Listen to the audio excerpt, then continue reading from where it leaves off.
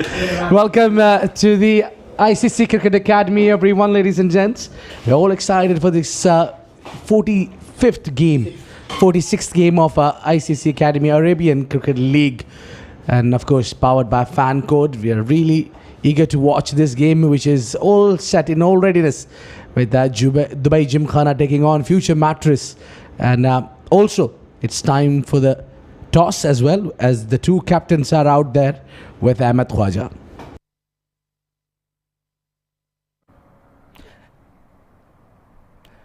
Good evening, ladies and gentlemen, and welcome to the ICC Academy Oval number 2 for the SkyX.net presents ICC Academy Arabian Cricket League 2022-2023, powered by Fan Code. It's match number 26 tonight, and it's a big one. Alongside me are the two captains. We have Tasawwur Jammu leading future Mattress, our match referee Mr. Tehseen Javed, and Waqas Ahmed Khan, the captain of Dubai Gymkhana, is going to be future Mattress to flip the coin. Tails is the call. Come down as tails. So Dubai Gymkhana have won the toss. Waqas, you've seen the pitch. What have you decided? We like to bowl first, and this is what is our practice in the previous games as well, and this has really worked out for us. So we like to go with the same approach. And what do you think is a decent target that you would be willing to chase in the later evening? I would love to restrict them under 160. This is the best we can do, and hopefully we can chase it down. And give us a brief review of the Arabian Cricket League so far. How has it been for your side? It's been amazing. Although for Dubai Gymkhana it has been some even tournament, like we have played some decent cricket, and we are looking forward to play some more good cricket and come at the as a top 4 team, and hopefully we'll win this one. Any changes to the playing 11? There are a couple of changes. Danish Qureshi is coming in for Adil, and one more change is there in which Uzair is also coming back. Last game he missed out, so he's there in the squad. Best of luck for the game, Waqas. Thank you, sir. Tasawwur bhai unfortunately lost the toss. You're batting first, but if you had won the toss, what would you have done? Bismillahirrahmanirrahim. If we have won the toss, we are also going for batting first.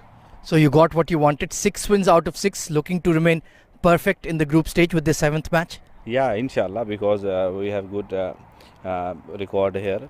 So that's why we also going to bat first, because of our most senior person not with us. So we have to difficult later for chase, because all players young and like to hitting. So if you have to going for chase, if you have missed 2 or 3 or lost 1 2 wicket, we have difficult for. Any changes to the playing 11? Yeah, we have 3 changes. Tahir Latif in, Muhammad Faraz out, Asaf Hayat in, and we also give chance to Luqman Khan, fast bowler. Best of luck for the game, Tasawwur. Thank you so much. Right then, news from the centre is that Dubai Gymkhana have won the toss and they've elected to bowl first. Right. Going with the trend, it is Team Dubai Gymkhana who has won the toss and elected to bowl first. Not surprising call, is it? Because we know that the dew is something which is part and parcel in this part of the world, whether as soon as that's concerned with the two teams battling here. These are the two playing 11 for both the teams. It's Tasawwur Jammu leading the side today, alongside Sayyid Haider Wasisha, the wicketkeeper. Adil Mirza also playing for future Mattress. Hamid Khan, Muhammad Ikram Jora, Taqir Riyazat, Tahir Latif, Muhammad Azhar, Muhammad Uzair Khan, and of course Asif Mumtaz, the big name there. And Luqman Hazrat completes the 11, and for as far for Dubai Gymkhana is concerned, it's Waqas Ahmed Khan who's the captain, and alongside him is the wicketkeeper Sayyid Hasnain Raza, Tashfeen Yasin, Sayyid Ashir, Muhammad Aslam Shahzad, Uzair Haider, Suhail Ahmed Khan, Muhammad Adnan Qaisar, the leggy, Rahman Gulda, again a big all-rounder in the side, Hassan Sultan, and of course the Danish Qureshi who can swing the ball both ways. Talking about swings, I've got someone who loves to see the fast bowlers, who enjoys, certainly someone who does the swing well, and we'll see that into the action. Meantime, in the action is Super Neil Loja with me. Welcome, Neil. Thank you so much. Well, yeah, when I'm out in the field, I don't mind watching the swing bowlers in action. While I'm batting, well, at one point in time I used to love them. But I can tell you one thing, swing bowling is an art. It's an absolute art. And very few people have been able to master that art and reach glorious heights of this beautiful game of cricket. Well, Abid. indeed. Truly, we've seen the big names who matters at the fast bowling department. Usually, we talk about the swing bowlers, not the fast bowlers. Yes, we've got a quite bit of a fast bowlers who made themselves speaks volume about their quickness, their fast aggression. But I feel the most wickets as a fast bowler remains with the swing bowlers. Well, yeah, while two batters who love to swing their willow, taking the center stage for future Mattress, they've been asked to bat in, which means they would want to capitalize on this opportunity and get as many as they can, put pressure on Dubai Gymkhana. Now, this is a beautiful outfield, beautiful wicket here at the ICCA Academy. We've seen many a games here. We've seen 200 runs plus being chased down, and which primarily means that go ahead, express yourself, score as much as you can, because nothing is enough on this wicket. Well, truly, this ground, in fact, does always surprise us with, because we have got a luxury to have a 10 wickets at the center. So every time, it depends on which wicket we play. But one thing is for sure, that contest is something we have watched throughout this ICC Arabian Cricket League. And 200 is being chased, yes, but then at the same time, we've seen 140 being defended. Well, you're right. Adil Mirza there on your screens. He'll be on strike as well. He's a man of many talents. We've seen him bat, we've seen him bowl, we've seen him hit those big ones, we've seen him pick those wickets. He does everything. And beside that, he owns the team as well. And we were talking about Danish Qureshi when we were talking about earlier the swing. Yes, this man really does swing the ball really well. He was a very exciting bowler, I tell you. Had some fitness challenges, trying to sort that out. Playing for Dubai Gymkhana. As a fast bowler, fitness is extremely important. I mean, I would say that it's important for every player, whatever your role is. But for fast bowler, it becomes a very, very important thing, because these are the bunch of people who get injured the most. Oh, yes. Extremely injury prone. True. Well, let's go with the first ball. Plays the call. And a swing. We were talking about this, Neil. Yeah, we didn't have to wait a lot for that. We'll have movement on the very first delivery. Got some movement in the air after pitching also the ball going away from the right-hander. Danish Qureshi. An exponent with a new ball. Well, I've watched him from the years that Danish. I feel is that what you've been talking about, the fitness has been a challenge with this man. For fast bowler, it's very important to lean yourself as well. Put on weight, I think, Danish Qureshi this season. Oh, again, movement. Got the ball in the air, and then after pitching, just sharpening away from the right-hander. You're right there, Abid, when you say that fast bowlers, look at that movement. After pitching, beautifully shaping away. Yeah, surprised the big man there with that swing. You need to be careful that it won't really take a lot for Danish to bring one in, because he swings the ball both ways. Up in the air, and will drop softly and safely. Yeah, this time realizing that he's getting the ball to move out, got the ball to pitch in on the middle stump line, and then the ball straightened. Yeah, it seems that he's hit that seam position pretty hard there. And lucky Adil there, who got away, did not find any fielder around that. But usually when you're in form, you get these kind of opportunities. When you're not in form, that straight ends up into the pouch of the fielder. Swing and a miss there. Again, no feet movement. In shadow practice, he did bring his front foot closer to the line of the ball, Hamid. But this is what it is. As they say, hindsight is always 20/20. Yeah, it matters when you execute things, and that's where you need to be conscious. Those shadow practices should come in place.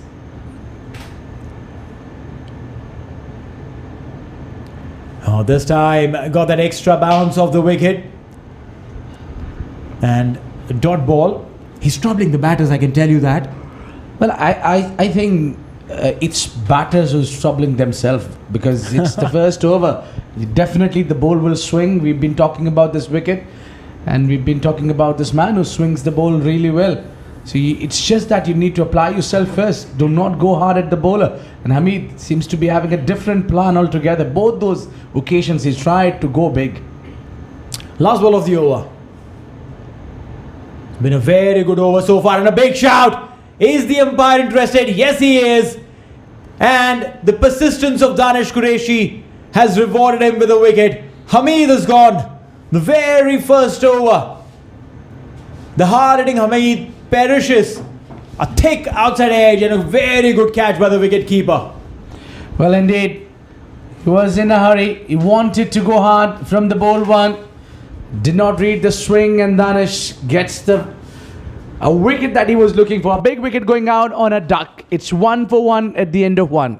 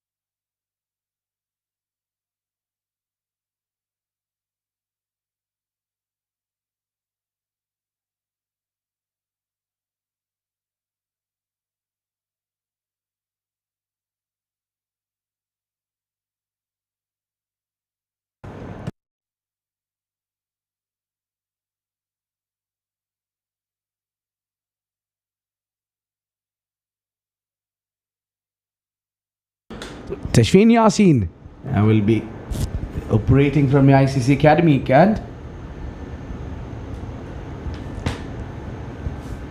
There'll be a dot ball there.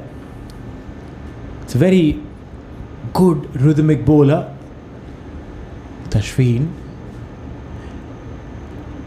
One of those guys who seemingly has years of cricket behind him. Bowls at a good regulation. Now look at this. He's just remeasured his steps and fine-tuned it, and rightly so. As a fast bowler, those inches matter. Up in the air, and the ball will win the race. One bounce into the fence, 4 runs. well, sadly for this man, the inches or the yards does not matter. He swings the bat hard, throws the kitchen sink at it, doesn't bother where it comes from as long as he's getting runs. Adil Mirza got runs from the thick edge, but he'll be happy. At the end, he'll get 4. You're right. It doesn't matter how they come as long as they come. The third man at that occasion was quite square. Now has been brought in fine. Over the fielder's head and boundary. Well, he seems to be picking up the right line and length. Now this one is a better shot, much in control. But just over this man, just over the fielder. And hardly he's done any work. It just had to open the face of the blade at the right time. Wonderful shot there from Adil Mirza. Now you evidently can see the difference between the batter's struggle there. They were struggling when there was swing. And I think Tashfeen and Qureshi are somewhere bowling at the same areas. Well, yeah, hasn't been getting the movement off the deck this time. A boundary. Long on inside the 30-yard circle at a mid-on position, and the ball going just away from him. You're bowling full, you need to have these men back. Well, truly, there seems to be some part of the plans missing. That's why Tashween went full without keeping that long on up, or with keeping long on up. Backfired. 3 boundaries in a row. And now he's brought that in with the angle. Now earlier even, for last delivery, he tried to bring the ball in with the angle, but he pitched it slightly full. You're 100% right there. 3 boundaries back to back. The first one was streaky, but the next 2 absolutely in control for Adil Mirza. He's going well, 13 of 8. Last ball of the over. Makes room, chance. The fielder just circles around and takes the ball on 1 bounce. Dot ball to end the over. 2 overs gone, 13 for 1.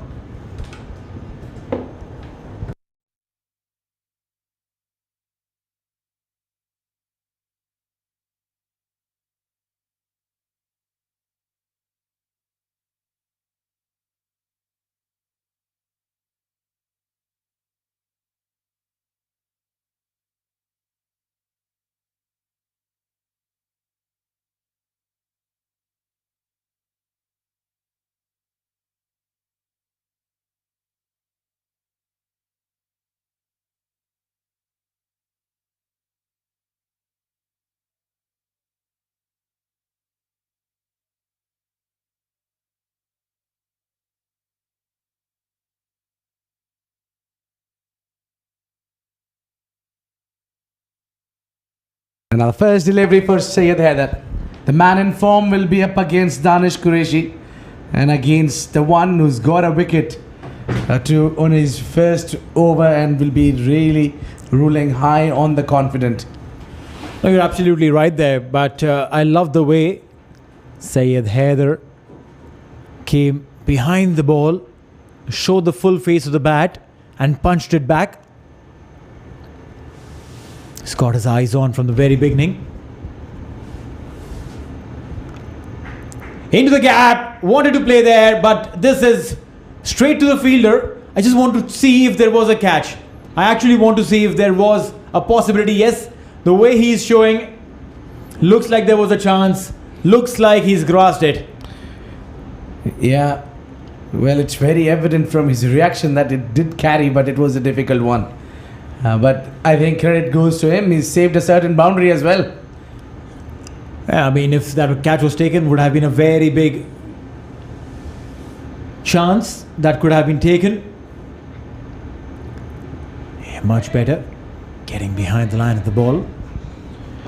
Well, simple as that for Danish Qureshi. That's the wicket he's eyeing on. Despite that, we have seen Adil Mirza playing those big hits down there, got some runs. They might have a few more good batters to come, but the mainstays is Syed Haider with the Wasi Shah, which is a threat to the team Dubai Gymkhana. That's what I feel. They'll be doing everything to get rid of Syed Haider. Oh, beautiful delivery. How did that miss the bat? How did that not get the edge? What a fantastic piece of bowling there, Danish Qureshi.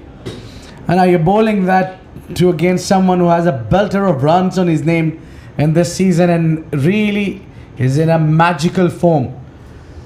Hitting 50s and 100 has been a really easy walk for him, and then still you managed to beat him purely with your bounce, pace and accuracy.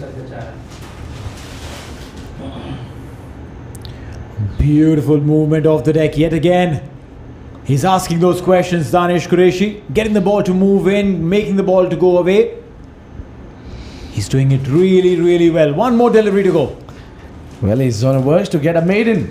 Well, what a bowling this is from. Sensible bowling from Danish Qureshi. This man is really making the ball talk. And what I think is, I just wish this was a longer format and a 50 over where we could have seen more of a Danish Qureshi bowling today. He does that with old ball as well. But don't worry, you can go and check where he bowls during the net practices. He bowls about 12 to 14 overs every day. All right, maiden over completed. 3 overs gone, 13 for 1.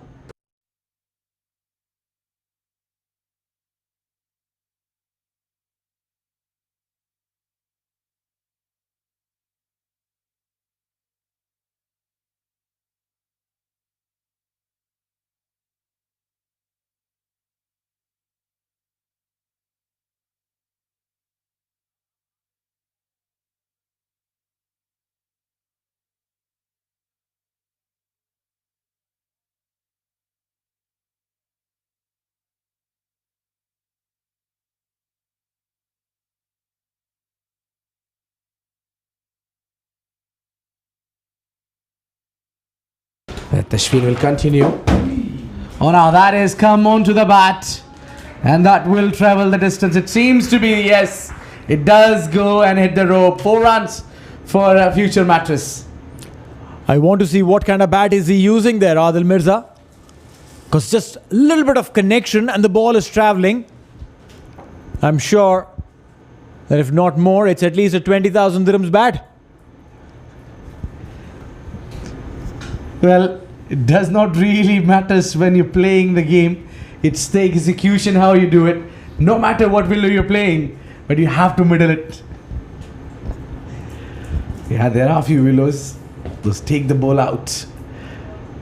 For that, you need to connect that one as well. A wide delivery there from Tashfeen. Now, what I see is, usually the tactic is with the fast bowlers that one contains the runs and the other one picks up the wickets. But over here, it seems to be the other way around. It's one man who's picking up the wickets as well and containing runs.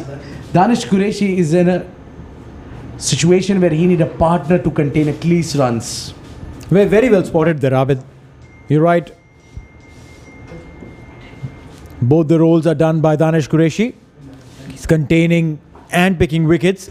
While on the other hand, Tashfeen has been expensive in the previous over also. Ended up giving 12 runs, 3 boundaries. This one started off with a boundary on the first ball, then a wide. He'll probably need to bring up his A game. Tashfeen would be content with what Danish has done from the other end, but from his end, needs to do something more. Chance of a catch there. What was that? Oh my God. Not just did he leave that opportunity to take the catch, but also let the ball turn away from him. Oh, that's silly. That is extremely silly. Well, moreover that spinner beating you out when you were one step ahead of your crease. That's goner. Well, he still had a time to save the boundary. He was neither bother about it. Could have returned back and watched himself. Well, it's all happening here. Opportunities getting down and runs being conceded here. I have to feel for the bowler. Oh yeah, you bet. Chance again. Now is there? No. Just now this is what it is when you are going for literally everything. As they say, fortune favors the brave. Adil Mirza is literally going for everything that's coming in his arc. It doesn't matter whether it will be connected well or not. Doesn't really matter.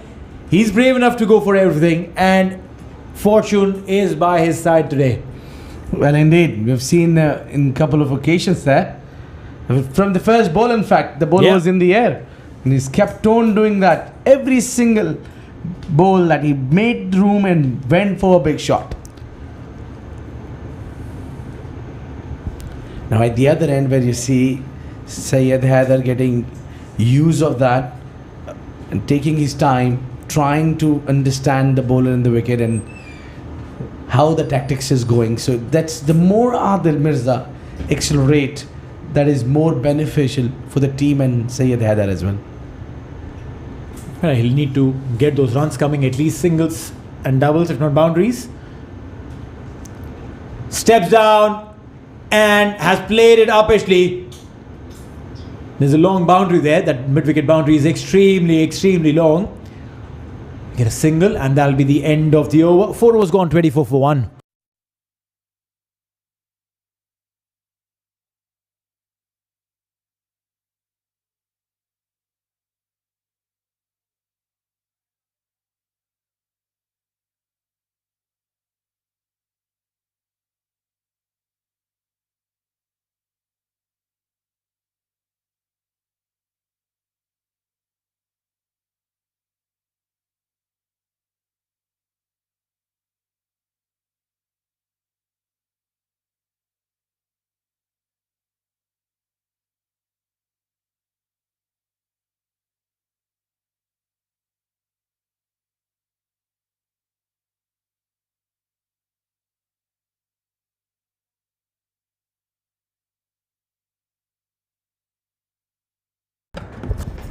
Danish Qureshi to continue. This time it didn't carry, but the fielder did well to gather that ball on one bounce. That's exactly the region where Danish is getting Syed Haider to play. In the previous over as well, we saw the ball carried in the previous occasion, but no chance of a catch. Here, the ball just dipping ahead of the fielder. Qureshi is asking those questions, I tell you. Just banged in slightly short. Dot ball again. Now that's 8th dot ball Danish versus Syed Haider. Now this is some sensible bowling. It's 5th over and you still managed to swing the ball and bowling at the right areas where you find a batter who's in form like Syed Haider, who's struggling. Now he's played 10 deliveries, scored only 1 run. That's a rare occasion. Oh, beautiful swinging delivery. Just hanging in the air as it came in. An in-swinging Yorker. Well met by Syed Haider Wasi Shah. 3 dot balls. Well, I tell you, Neil, it seems to be a very simple plan there. That just play out Danish Qureshi. Don't bother about taking runs or getting under pressure. The rest of the bowlers will make it out. I think that's what is the plan. And that plan seems to be from the big man Adil Mirza. Again, just showing the full face of the bat. And I think that's a sensible call there. He's not trying to cut or slash at it because he knows that Danish can move the ball. And I don't think he'll be bowling the 4th on the trot. Just ideal to finish this over, maybe try and get a single or double if they can.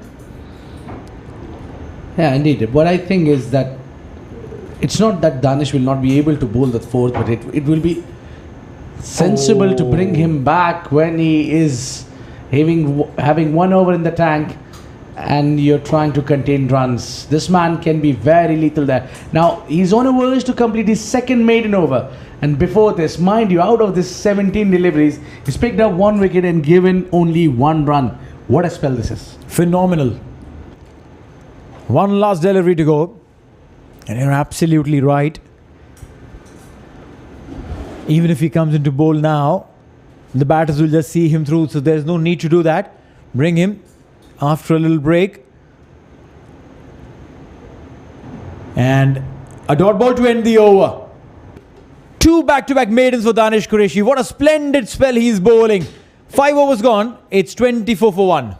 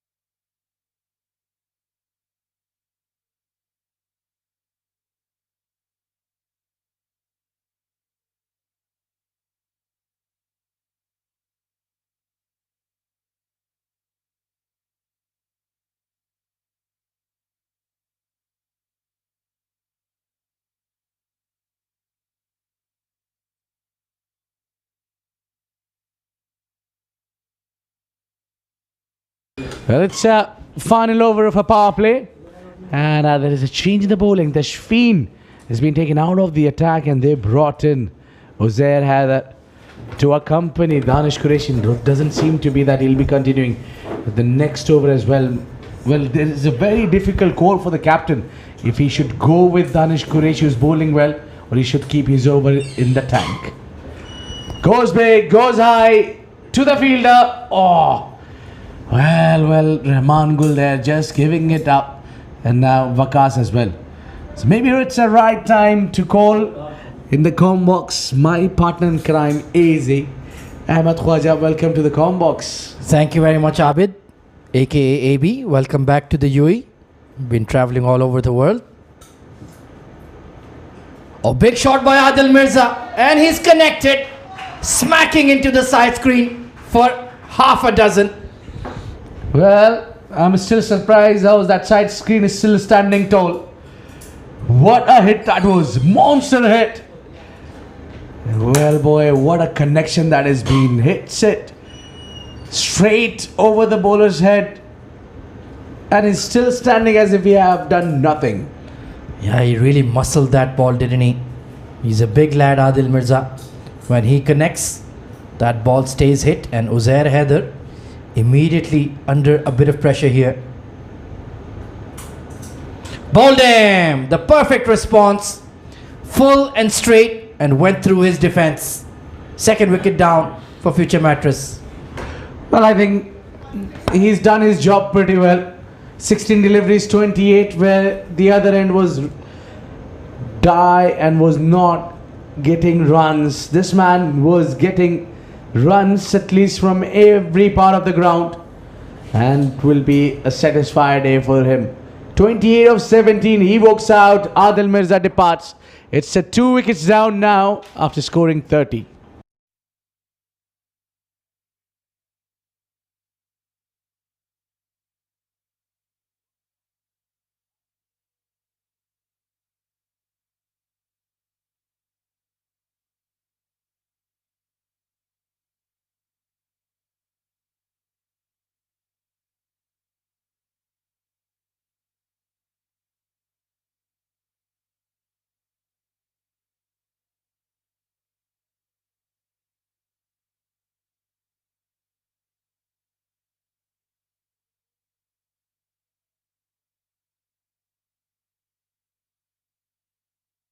Well, coming in, who can anchor the inning? Mohammad Ikram Johra. Yes, he can spend some time at the centre and be watchful, and give a company to Syed Haider, who's standing at the other end, and it is just a few strokes away. We all know that how well informed he is. Yeah, classy player, Ikram. Oh, attempted Yorker, beautifully clipped behind fine leg. And he'll start his innings with a classy boundary. Nicely played. Well, the idea was right, but not the execution over there. It was just the bowler tried to bowl full and straight, was looking for that Yorker, bended his back down, but just bowled it on to around the leg stick. And from there, it gets easier for the batter to just flick it. And you don't take those chances when you have the fine leg up. But nevertheless, a boundary for Ikram to open his account, and it's a final delivery of power play. Yeah, still done a pretty good job here, Gymkhana. Back of a length. Just pulled it back, and 34 for 2 at the end of power play. I would say it's honours even for now. Good bowling.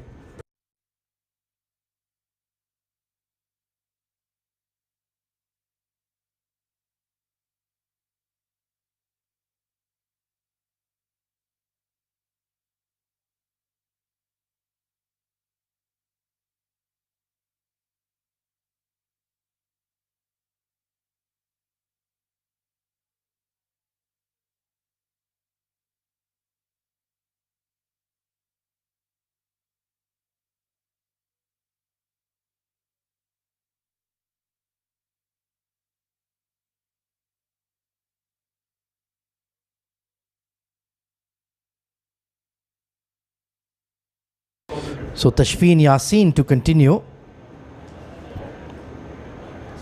It will be his complete quota on the trot, in fact. He does that quite regularly, bowls 4 overs up front with the new ball. Still hunting for a wicket. Yeah, change of end for him. As he was earlier operating from the ICCA Academy, Ken has now been brought in from the school end. Seems to be that 1 over bowled by Uzair Haider was probably to bring a change of the end for this man, Tashfeen Yasin, and he's making a lot of changes in the field. Yes, it's just the end of the power play where you are allowed to spread out your fielders, and you need to have only 4 men in the ring, but now he's keeping 5 perhaps. Yeah, he's got a deep cover, deep third, deep square and a long on. So pretty much orthodox field. Mid-off is up for now. So he does have that option, has a catching extra cover. And let's see if he can produce the same swing as Danish Qureshi from this end. Forced away towards the offside. It's very rare to see Syed Haider Wasi Shah struggling for runs. He's just 1 off 15 here, Abid. But I think there must be a plan there for Haider. Does not really usually take a lot of time, but his role is supposed to be stick around there and play the whole 20 overs just in case if the over does not spark, and that seems to be the plan here. He's just occupying one end and sends back the fine leg. Nicely clipped through mid wicket. So that string of dot balls he was facing has been broken. Yeah, he's had a fabulous Arabian Cricket League, taking wickets, catches, 200s to his name. For me, he's the clear candidate for player of the tournament if he continues this form. Yeah, it seems to be that he's got a plan and he's working on that. That's a very rare occasion where you see him playing 15 deliveries and scoring 2 runs. Oh, let's that go. Now keeper could not collect that one clean. And they'll sneak a run there. Single will bring Haider Wasi Shah on strike. Yeah, needless single conceded there. It's a new wicketkeeper for them, I feel, today. I think it's Ehsan Sultan who might be behind the sticks. So Gymkhana, they made their objectives very clear at the toss. They want to finish in the top 4. Of course, the semi-finals are pretty much sealed now. Down the leg side. Given as a wide, and they'll concede another extra run. That was needless, Abid. Yeah, just tried to be slightly sharp there. The wicketkeeper just gave away one single run. Needless, rightly as you mentioned. But then also this kind of smartness might get you a wicket. Not a small one, but the big one.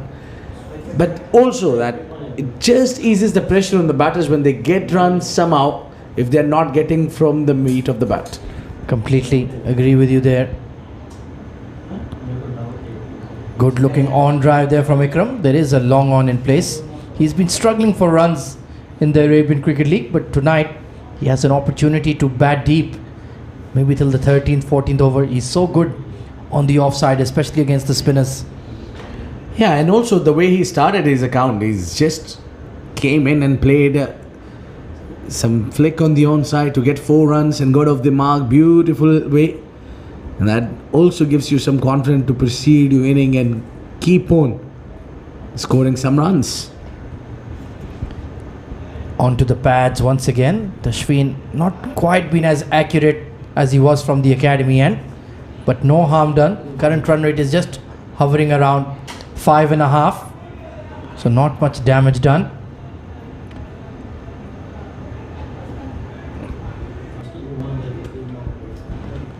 Still a steady over, yet to concede a boundary, and it feels like a pretty tense encounter, especially when they got Hamid Khan out early.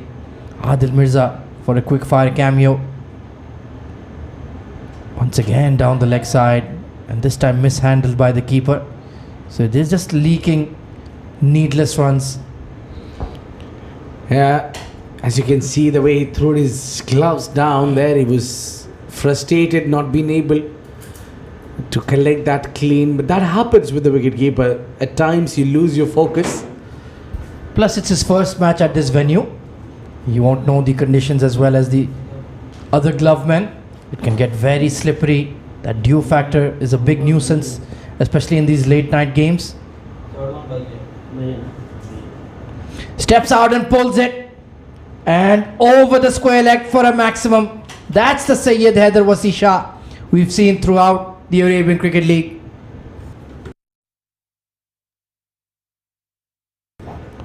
Well, one shot, ball too many there from Tashfeen Yassin.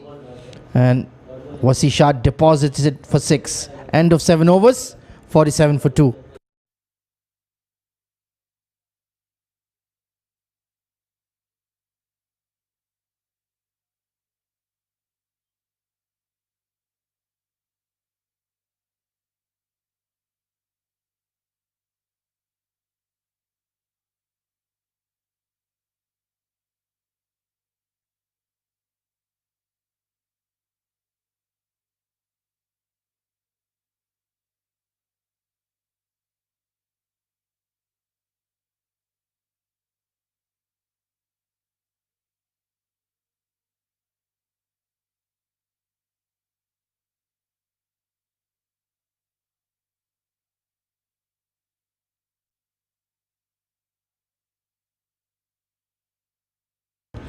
So there's going to be a change in the bowling from the academy end. It's going to be some leg spin introduced now.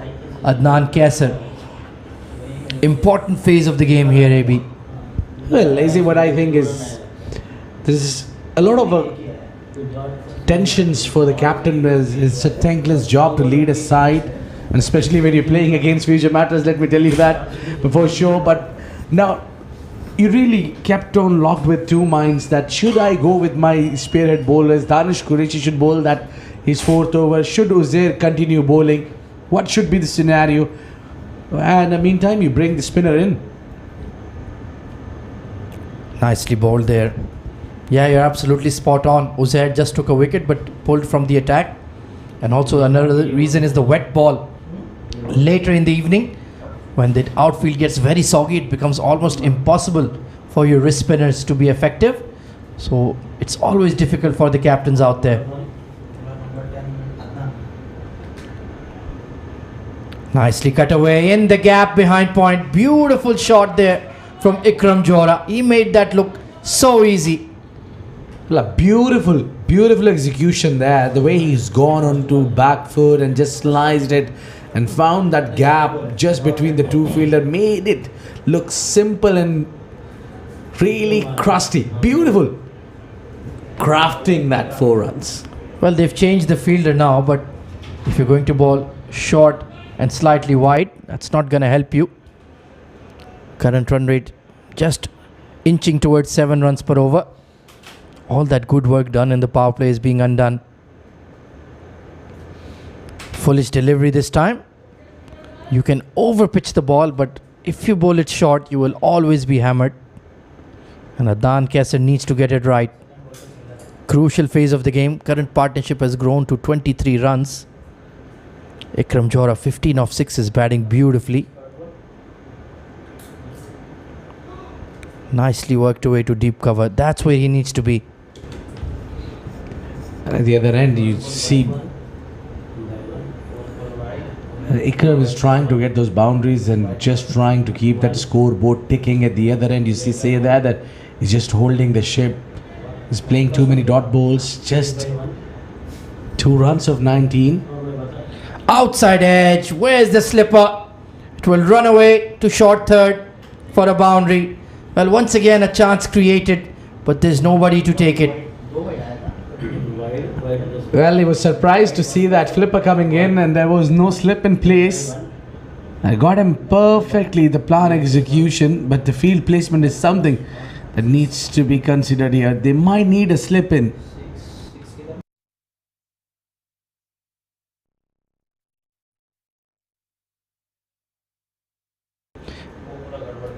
Back cut. That was a fierce shot, but straight to the fielder. Got away with that one.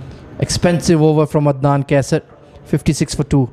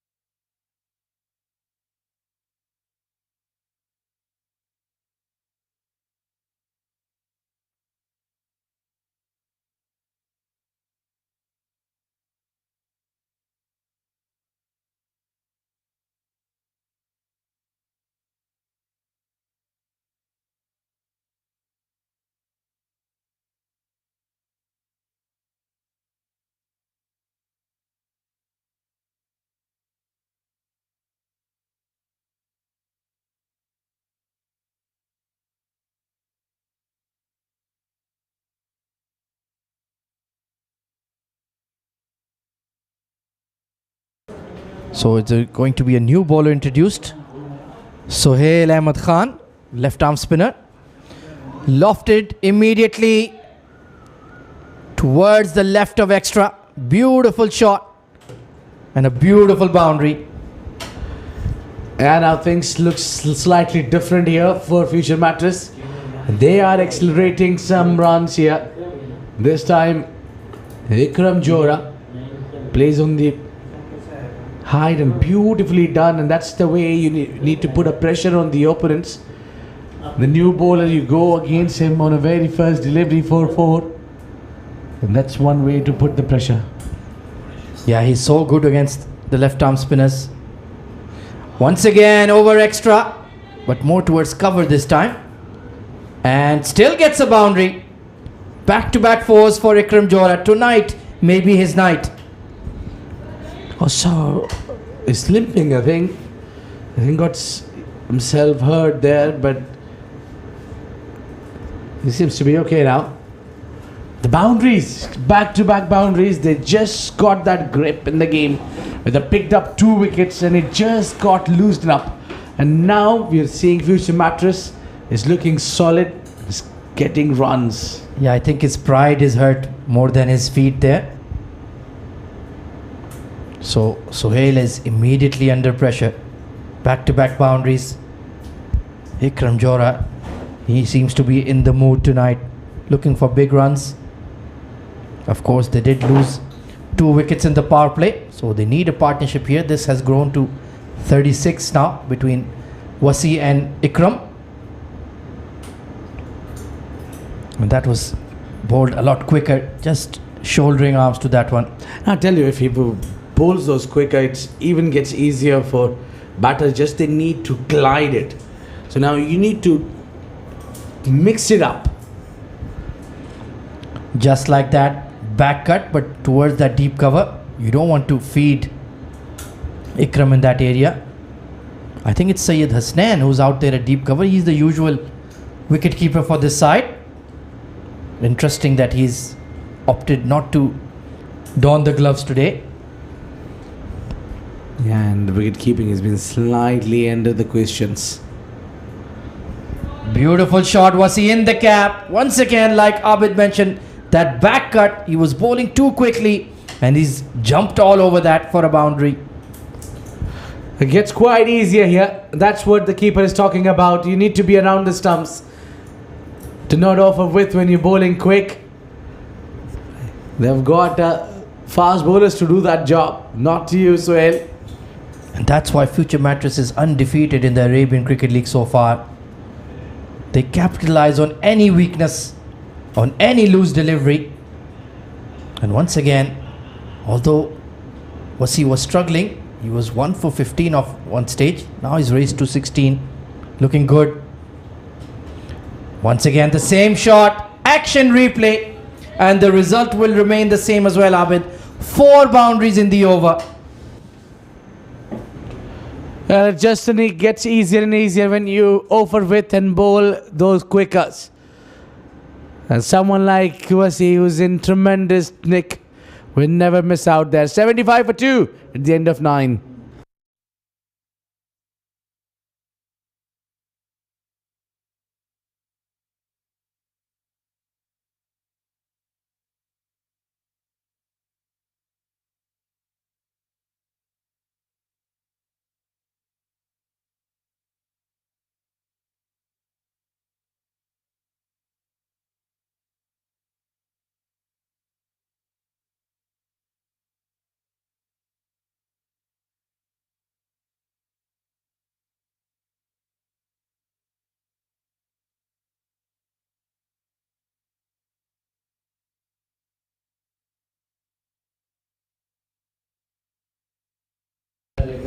Adnan Kaisar continues.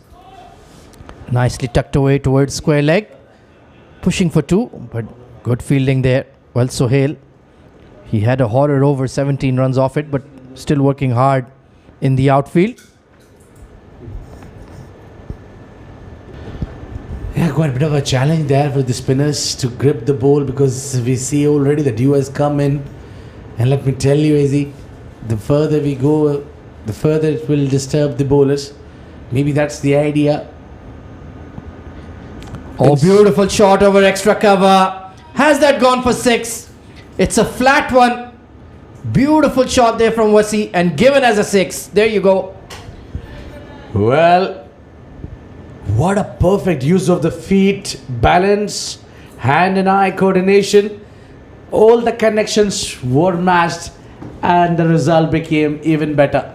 Maximum there from Syed Haider Wasi Shah. Absolutely picture perfect. And this time the short ball cut away. Bit of a misfield at point. But he's lucky that didn't hit the gap and go for 4. So the spinners are struggling big time. Well, what I see here is that the dew has already joined the party, perhaps spoiling the party as well. So the further we go, the more it will drip in. And what I see is a big total on board. Yeah, I think 180, 200 is well on the cards. Unless the spinners do something magical here. Nicely pushed away off the back foot. He does look very elegant against the spinners, Ikram. And it's good to see him coming back to form. He's a quality player. Indeed, they need someone like Ikram Johra who is is a lot fit. He runs quick between the wicket and a very knowledgeable cricketer who knows how to calculate his runs and the team's runs. Probably the ideal one when it comes to chasing more of than playing the first inning. Very true. And he's a good partner for anybody in the middle order. Runs hard between the wickets. Really good against spin and pace alike. Once again, his feet are moving well. The bat is coming down nicely. And not a bad over from Adnan Kaisar as well, to be honest. 86 for 2 at the halfway stage, future Mattress.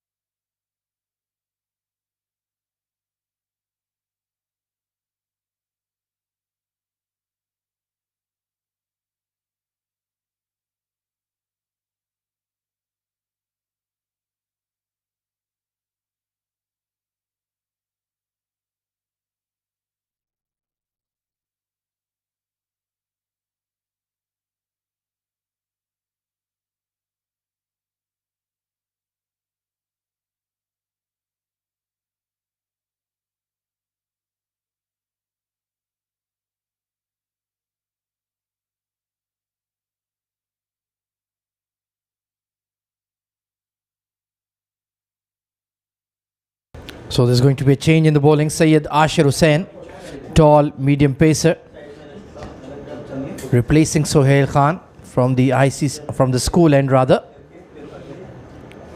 They really did take full toll on the spinners. Took 17 runs off that sole over from Sohail. 4 boundaries. He was struggling to contend with the dew. Down the leg side once again. It's been a patchy performance from Gymkhana so far. And joining me in the comm box for the next passage of play, it's going to be Super Neil Oja. Good evening, Neil. Thank you so much, Ahmed. You're right. Use the right term, patchy performance. They've been good in bits and pieces, but a lot is desired from a perfect performance point of view. Inside edge squeezed away to fine leg. And I do feel for them. It's difficult out there in these soggy conditions, especially for new bowlers, even though Danish Qureshi is very experienced. But their spinners in the middle overs, they've struggled to contain the runs. You're right. Danish has been standout as a performer, just right on the money. Down the leg side. Oh, look at that. That should have been taken. Anticipation is key when you're standing at these positions. You wait, expecting every ball to come at you. He went down, but couldn't really take that. Well, and you're dropping the catch of the man in form, more than 300 plus runs in the Arabian Cricket League. That was a simple catch. Adnan Kaisar will be desperately disappointed. They created that opportunity out of thin air, but they've let it go down once again. How costly will that miss be?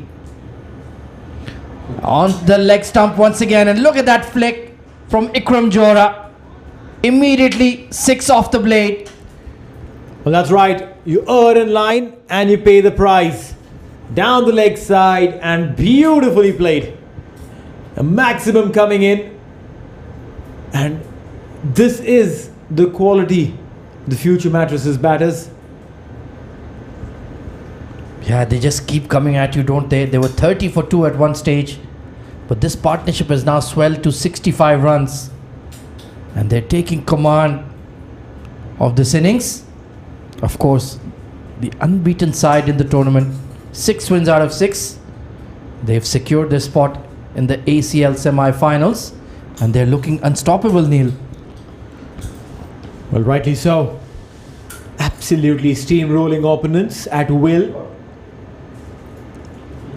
95 on board in 10.3.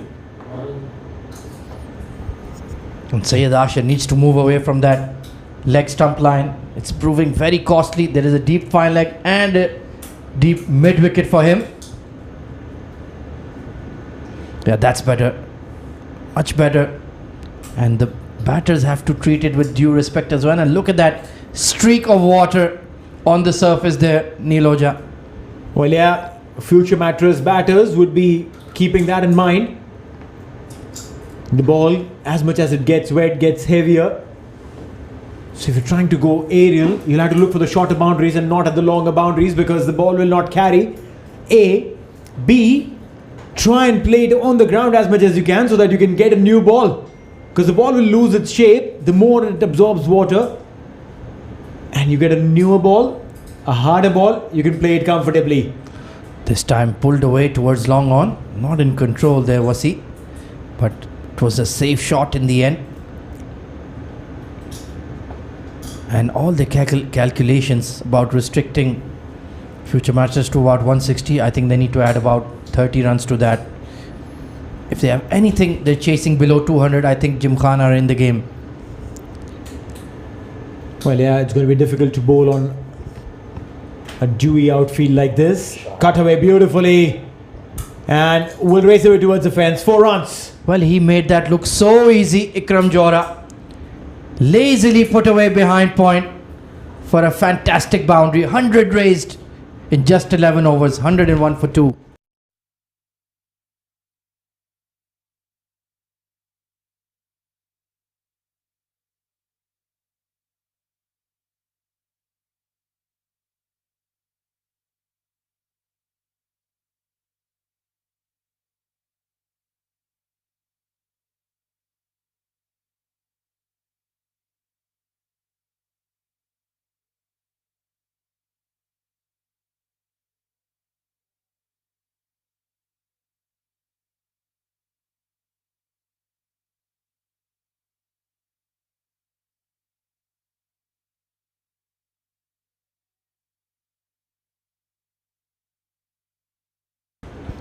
So both spinners have been pulled from the attack. Uzair Man coming back in from the academy end. It was a strange decision to take him off after 1 over. And that pretty much backfired here, Neeloja, as the spinners got taken to task. You're spot on there. Probably the thought was to get the spinners finish their quota, as the ball, after becoming wet, will become difficult to grip. Maybe that was a thought, but like you rightly mentioned, backfired completely. And that was smart batting from future Mattress as well. They understood what Waqas Ahmed Khan was trying to do and immediately counter-attacked the spinners, taking heavy runs off Sohail Khan and Adnan Kaisar. and even Syed Asher got carted for runs. So Gymkhana are having to turn to their primary bowlers. Let's see if they can break this stand though. Full toss, gently clipped away to mid-wicket. They'll easily pick up two. That's the good thing about Ikram Johra. Not only is he a fine player, but he'll run hard between the wickets as well. So that's important in modern day cricket. You need to put pressure on the fielders, because again, the fielders are absolutely rock solid. They'll attack the ball, they'll pick up the ball and throw in the same action. The only way that you can put pressure on them is by trying to look forward to look for the second. And when you do that, the fielder's eyes fractionally get off the ball, and that's your window. Once again, back of a length. Squeezed away to deep square. Both batters in the 30s. Ikram Johra 37. Haider Wasisha 31 not out. And he's been in sensational form for the past 5-6 months. Wasisha, he's really turned a corner in terms of his consistency. He's piling up the big scores, piling up the Player of the Match awards. I think it's about time he'll get a call up for the national side. Well, yeah, that's right. Consistency is key. And how to be consistent in different times of your innings, at what time you're coming in, what is the situation of the match, what kind of bowlers are plying trade. If you're consistent across all, and if you consistently perform at bigger stages. Now look at that, poor fielding there, very poor. Boundary. Well, the rub of the green is with Wasisha. Drilled straight to extra cover. And Danish Qureshi of all people with the misfield. There you go. That's not on from a quality player like him. Well, yeah, really poor. Expectations will always be higher. A dot ball there, slower one. Yeah, that's one thing they haven't used a lot. The slower balls, off cutters, back of the hand stuff. That's one way to try to counter the wet ball. But of course, it takes a lot of control. It takes a lot of conviction to be able to do that under pressure. Yeah, your ability to be convinced that you'll be able to deliver with the wet ball. This time cut, and the ball will race away towards the fence. 4 runs to end the over. Well, now Haider Wasisha has gone ahead of Ikram. 2 boundaries in the over. Frustration for Gymkhana. And there you can see just slightly wide, and that's all he needed. Beautiful placement, beautiful timing. 113 for 2 at the end of 12.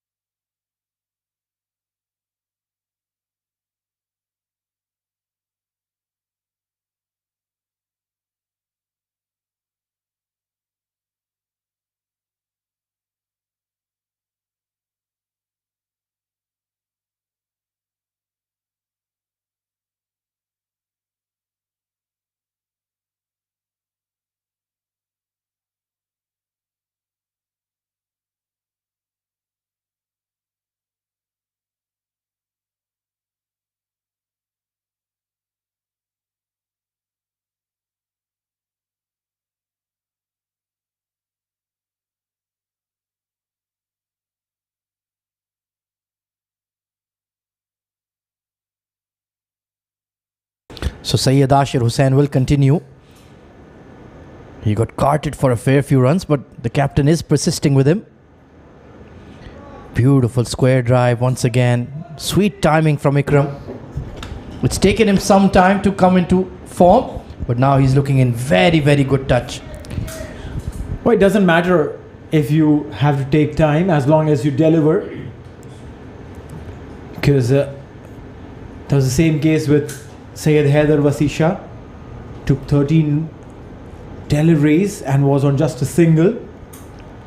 Got a single on the 6th ball, and after that again faced another 5. Yeah, he was 2 for 19 of one stage. You're absolutely spot on there, Neil.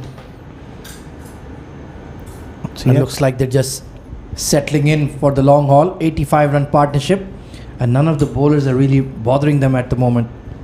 No, you're right. Neither of the bowlers have had any answers to their batting abilities. And now this is where the challenges just multiply for Dubai Gymkhana.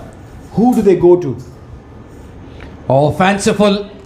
Swiped away towards square leg, and no chance for the mid-wicket fielder. Now Ikram Johra is enjoying himself.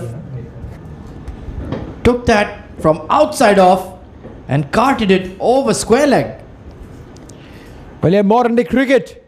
Forget everything that you learned in your textbooks about playing the outside off ball towards the covers.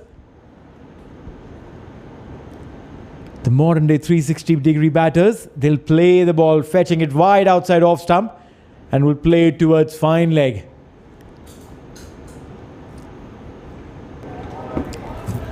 This one's aerial and Maximum.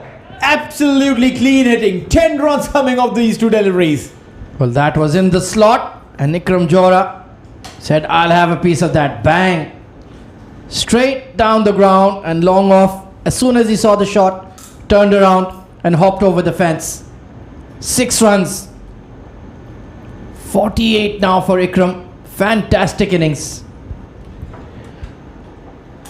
There's literally a race to 50 going on between these two. And at this moment, Ikram is winning it. 48 for him. Syed Haider Wasi Shah on 40. 1 hit away. Ikram Jarua. Oh, beats the outside edge. Good response from Syed Ashir. That cut off the surface. And well, he's practicing the standing sweep. Well, that's right. These shots, you have to practice them in the nets for hours to get it to perfection on the day when it matters. 1 hit away, last ball of the over. Can he get it here? Oh. Wide is delivery and he walked into it, so it will be a legal one. Dot ball to end the over, and that'll bring Haider on strike for the next one. Yeah, just airy-fairy there. Perhaps some nerves ahead of the milestone. 125 for 2.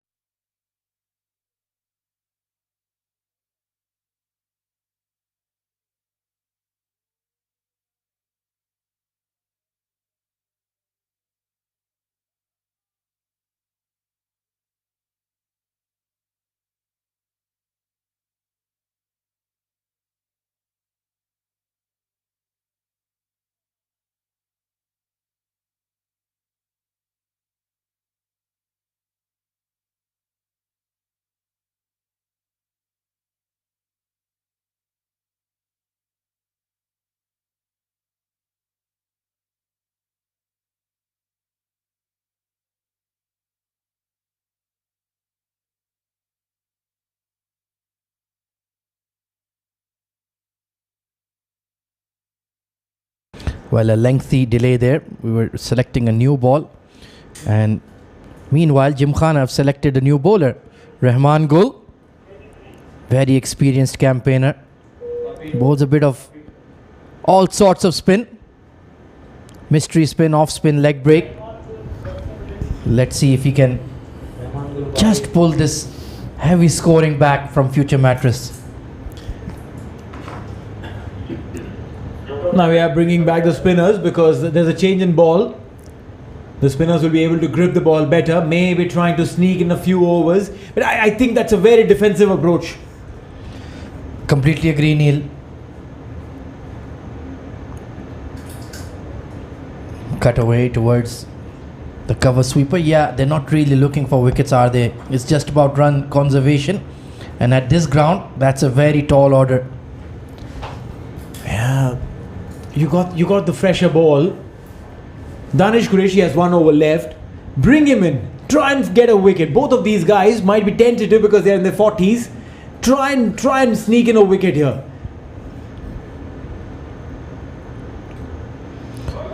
Moved away towards mid wicket. They're going to push for 2 here. And Ikram was interested. Oh, careful there, careful there. You're on 49. You don't want to throw it away now. No, you're right. No need for that.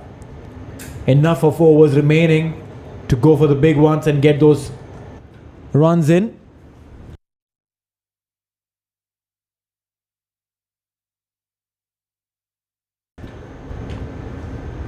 Oh, leading edge through the slip cordon. Tashfeen Yassin will clean it up. An excellent running by Wasi. Look at that. There was never 2 there, but he made it happen. No, you're right. He's running at the danger end and he knew that. It was his call to go for the second. And he ran hard. And that is the beauty of these youngsters. The way they commit themselves for those runs, running between the wickets, even if they don't get those boundaries in place, that's all right. Yeah, he's super fit, isn't he? Oh, once again, Rahman Gul. Well, that's a soft single to concede. He was bowling well. Perhaps just nicked his fingernail there. Need to see somebody to fix that. Maybe go to a beauty parlor, fix it up, get a manicure like Neil Oja does every 2 days. Pedicure. Yeah, I'm not a fan of manicures. I don't know why. What do they call it? The mani-pedi or something? Yeah, the mani and pedi. But then, yeah, manicure I'm not a fan of. Pedicures, yes. It's not easy to look good as Neil Oja has to work at it. Even though it comes natural to him. You need to work on everything. Your skills, the looks, everything. You got to look the part. Meanwhile, that's a 50 there for Ikram Jarua. Ikram Jara, 50 of 28. He raises the bat. Came in good time for the number of 4s, 6, 2 sixes and 6 dot balls. A strike rate of 178.57. Well, this innings was a long time coming for Ikram. And you could see that huge, big sigh of relief for him. He was feeling the heat of not getting runs in the Arabian Cricket League. And very well played tonight. Oh, this is an outside edge and Wasi has been taken at short third. Well, it's a wicket out of the blue. And the 101 run partnership comes to an end. Well, yeah, celebrations across 2 deliveries. The previous one where the batting side celebrated the half century. And here the celebration for the fielding side after a very, very long time. A catch.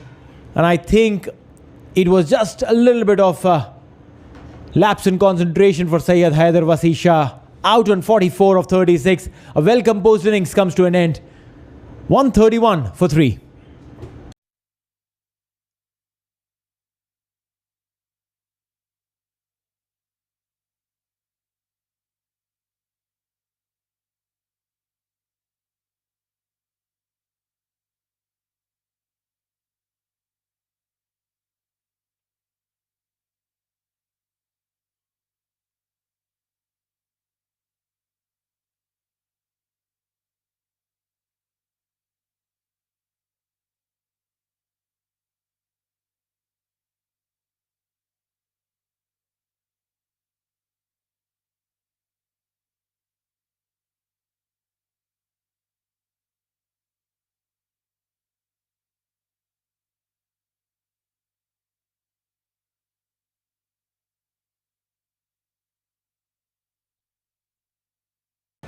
So with the fall of the wicket, the leggy has been reintroduced into the attack. Adnan Kaisar, none for 20 in his 2 overs. He needs to step up for his side.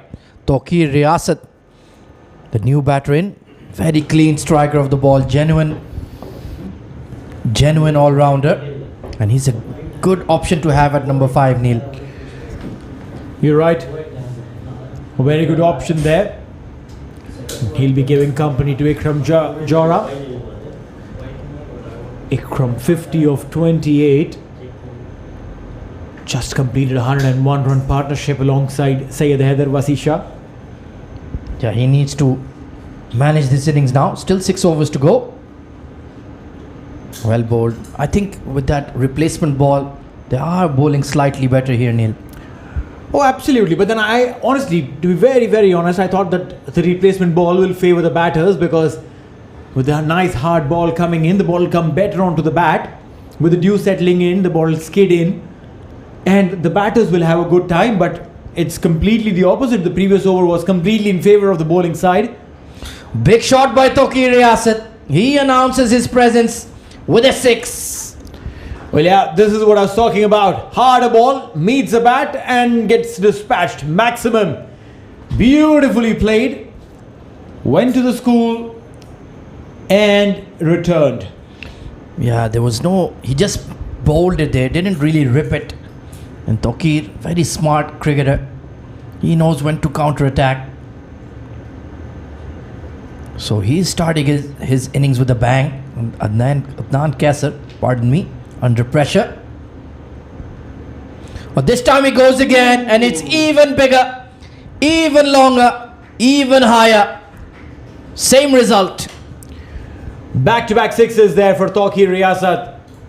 The hard ball is doing its trick, and he's making the most of it. Again, a fuller length delivery, got underneath the ball beautifully. We saw just today 7 sixes were hit in an over in India. Well, he's doing his impression of Rituraj Gaikwad. This time flatter and beyond the long off. 1 bounce over the rope. This is destruction. Well, yeah, Adnan Kaisar is having an unforgettable day. Again, a tossed up delivery, a fuller delivery. Goes inside out, and the ball turning away after bouncing from the fielder. Tawqir Riyasat has come up with an accelerator pedal being pushed down already. Oh, this time the googly nicely bowled and nicely read. Squeezed away to deep cover. Oh, confusion here. Both batters in the middle of the park. Goodness me. Ikram Jora and Tawqir Riyasat, they need to have a word with each other. Well, yeah, adrenaline pumping there for Tawqir. He wanted the strike, but sensibly sent back, or rather turned around and ran for his life. Well, it was Tawqir's call. He was coming to the danger end. And Ikram Jora, yes, no, maybe. In the end, he had to make a quick U-turn there, Tawqir, to get back. Down the leg side. And it's remained within the park, waiting for the umpire signal. Yeah, it's a wide. So that raises the 150 for future Mattress. They've come back beautifully. At one stage, they were 30 for 2. Indeed, it's a very, very strong comeback.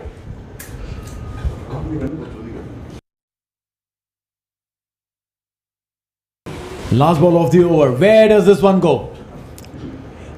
Towards the cow corner. Will it be saved? It will be. Just a single to end the over. An expensive over comes to an end. 15 gone, 152 for 3.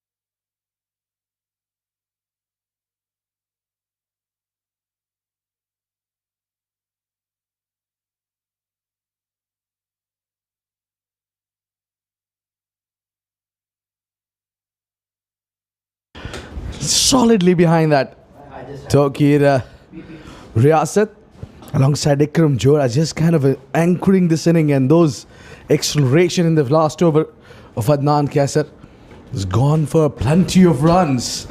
Joining me in the comm box, it's Sharjeel Ahmed. Welcome, Sharjeel. You've been missing out in the action lately. Well, definitely. It's been a very long time coming back over here. And this match between Future Mattress, they're looking very good over here. 151 for 3 in 15. Still got 5 more overs to go. I think they can reach the 200 mark quite comfortably. Yeah, very good catch-up this has been. To be very honest, that they have bounced back really hard. All courtesy Ikram Johra. And of course, this cameo from Tokir. Plays it over the keeper. The safest place to put that. And that will run down the hill. 4 runs. Well, definitely. He didn't spot anyone over there. And this is the right time to play the right shot. And look at that. Conveniently took his time. Just scooped it over.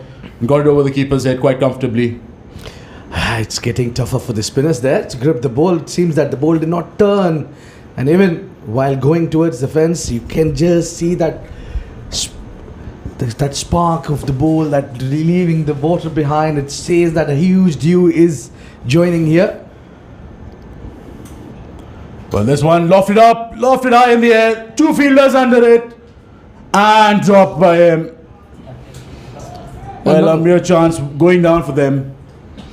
Well, certainly you don't have anybody to blame. It's captain himself dropping down. That hard yard, he's done well, but in the end just could not keep those hands together. That ball is popped out. You have to feel for the bowler. Well, opportunities don't come that easy. This one down the track, but only for a single. Very good way to end the over. 7 runs off it. 159 for 3.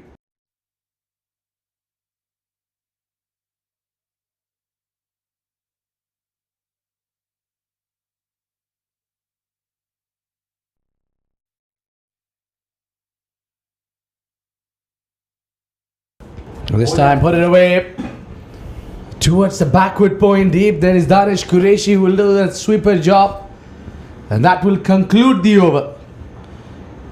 160 for 3 at the end of 16.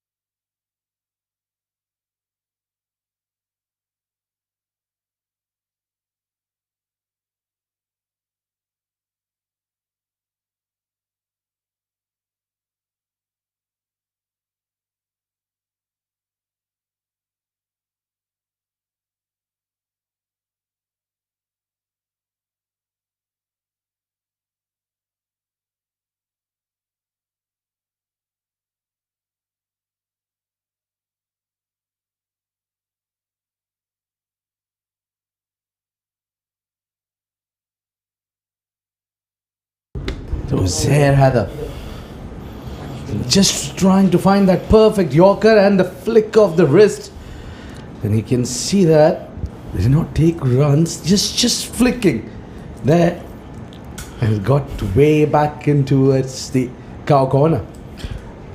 Well, definitely Dubai Gymkhana is having a problem with Ikram Johra being there. 58 of 33, a good innings to support the Future Mattress team. And right now Tokir is slowly, steadily building up. 20 of 8 deliveries. Uzair Haider needs to produce a couple of wickets. The only way they can slow down the momentum for Future Mattress. Well, he got a big wicket earlier in the day. He's got Adil Mirza out. Back to the bowler who's doing some work. He was not even looking for singles. He was just trying to hit big every time. Getting rid of someone like Adil Mirza is a quite bit of a challenge for Uzair and his team. Definitely a lot more runs being saved because of that appeal by Uzair. Indeed. Well, now it's the time where they need to cash in. They need to just save some runs in the fag end of the innings. Nicely bowled that shorter length delivery, pulled his length back, surprised the batter. But definitely both the batsmen are playing very sensibly here. They wouldn't want to give away the wicket. Right now, they've made sure that Future Mattress have got to that comfort zone. 160, 180 is a very, very good total at the ICC Academy. Yeah, but considering the conditions, like the dew is coming in, Sharjeel, what I think is even 180, 190 would be also chaseable. But for that, you really need to bat well. Seeing that the side of Future Mattress, they've got some quality bowlers as well. Back of the hand, slow one, up in the air. Just did not get that enough of a mix up here. And he missed the opportunity. Nothing going towards the Dubai Gymkhana way. Well, definitely the second opportunity for them going down after that previous over catch being dropped. And look at that. He pulled in the long off in the circle. This one just played quite comfortably, taking up a single only. So luckily, no harm being done there. Everyone's safe. Otherwise, the batsman would have had to take the long walk back. I'm not sure about the bowler. Not everyone is safe out there. You see that he's still rubbing that part where he's got hit with the ball. Well, definitely we are safe in the glass box. So yeah, we just got not only the solid glass, but it is a bulletproof glass. This one slower. No appeal, only a dot. Finally, a good ball coming in for Uzair. Sharjeel, every time this bowler has bowled those shorter length deliveries, somewhere has made the batter struggle against it. The shorter length deliveries are doing well here, but I think he's mixing it up pretty nicely. That he's bowling every time the shorter length. It does surprise the batter. Well, he's given a full toss. He's given a yorker and a short length. And this one in the legs. There is a chance, but no chance. Will sail over the roof for a 6. Just an easy flick there. Made a lot of room for himself. And just like that, a very good over comes to an end. 168 for 3.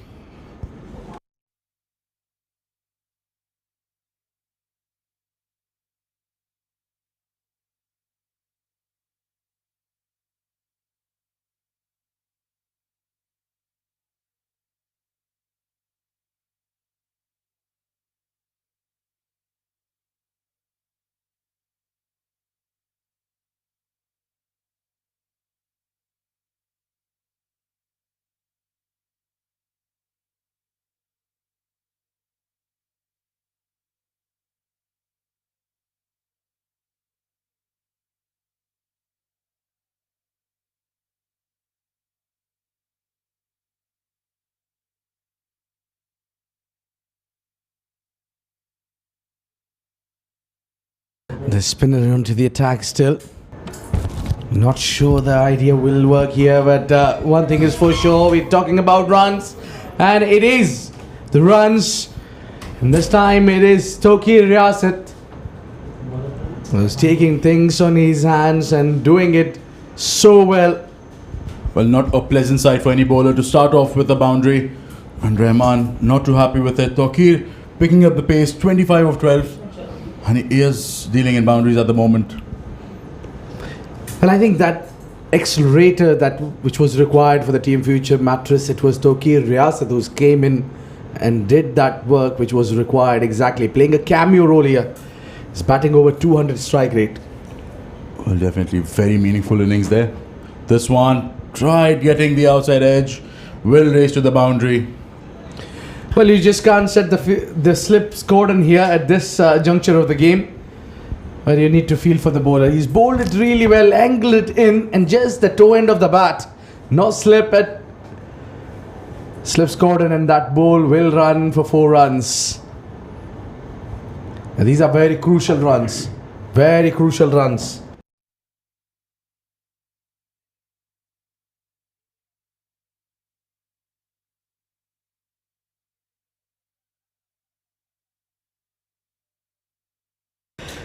A big swing of the bat and missed it on that occasion. Well, this one finally a dot coming in after 2 back-to-back boundaries.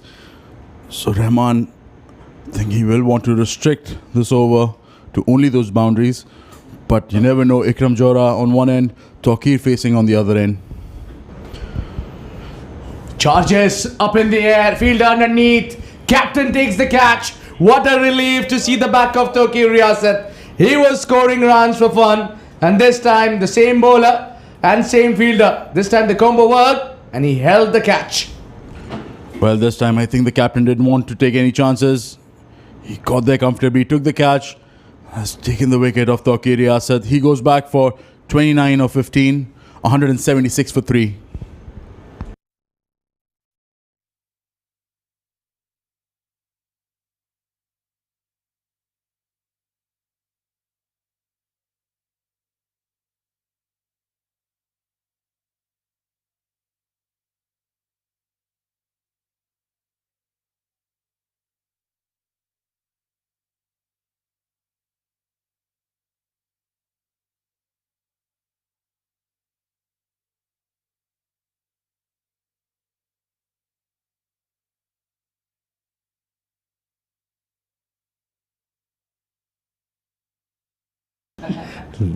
First ball, he comes in. Hazrat Luqman charges and tries to hit on the onside.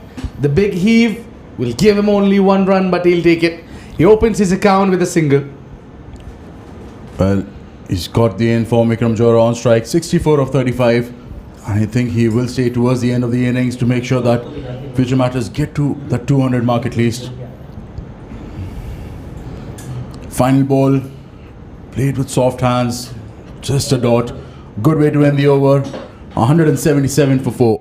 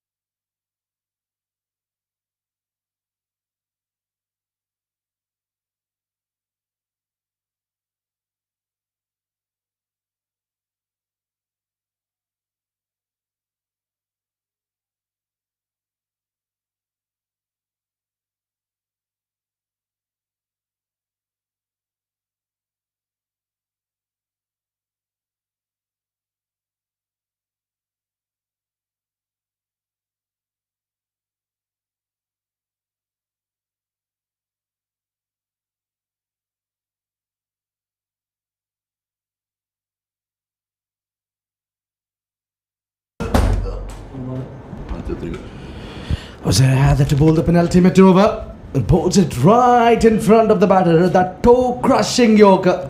Got it perfectly right this time. It's not an easy to execute. Well, definitely a very, very good Yorker there. Bozair making sure Luqman gets confused. Just look at that. Right in his toes. Left no gap for him. Yeah, whereas Luqman is trying to clear his front leg quite early, exposing himself, giving the clear indication to the bowler that he wants to go big. Just like that, this one in the air. Good save by the fielder. Rahman Gul there, doing a fabulous work. He's just got over from his bowling. And still saved 4 runs. Those are very crucial runs here. We're looking somewhere around 200, which seems to be possible here with this 2-man batting together, Hazrat Luqman alongside Ikram. And I feel that Ikram should be the man facing most of the deliveries. Well, towards the penultimate over, it always becomes very tough for the batting side or the bowling side. Whoever gets the upper hand with wickets or runs is going to make sure that the team lands very safely towards the end. Well, indeed. Now, the expiration in the end, that last wicket is, you're talking about Tokir Riyasat. Well, he connects but not convincing. But just enough to beat the man inside the circle at the mid-off. 4 runs, Hazrat Luqman. Like we said, this over is very crucial for both these sides. And just like that, not a very good cricket shot, but yeah, he's got those 4 runs which were very important. And I would still back the bowler's idea here to keep that mid-off up if he's bowling the length. Slow one. And that will go. That will sail. Danish Qureshi with a very, very, very effort, but could not pull that ball back. That will sail and be maximum 6 runs. Well, Dubai Gymkhana had to get this man out, and he is creating a havoc for everyone out there. Look at that, through the fielder's hands for a 6. So what is the way that they can put a halt to it? They're already on 187, just 13 runs away from that 200 mark. I think they can do that quite easily. Yeah, with this kind of connections, indeed. Shuffles, plays it, and slight bit of a misfield there from Tashfeen Yassin, and they'll quickly make 2. Well, every run in this over is important for future Mattress, making sure they convert those singles into doubles and get those boundaries as well.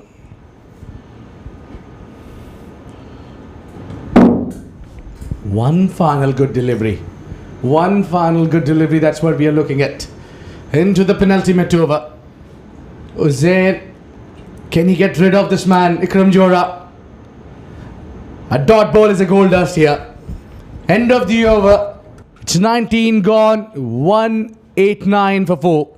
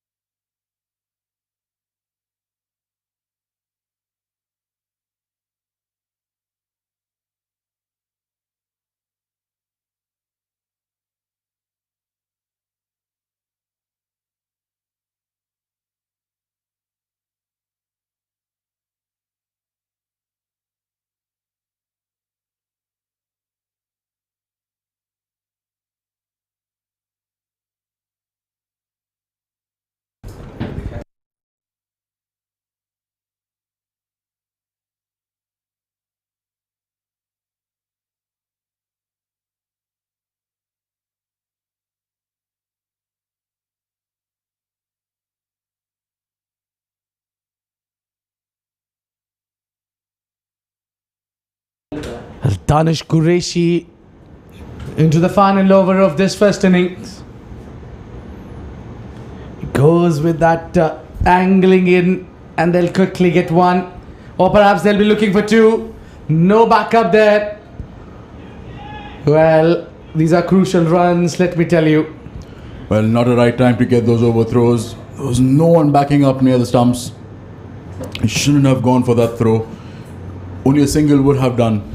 Yeah, you're not looking for the wickets, but perhaps at this juncture of the game, it's the runs that you're trying to contain.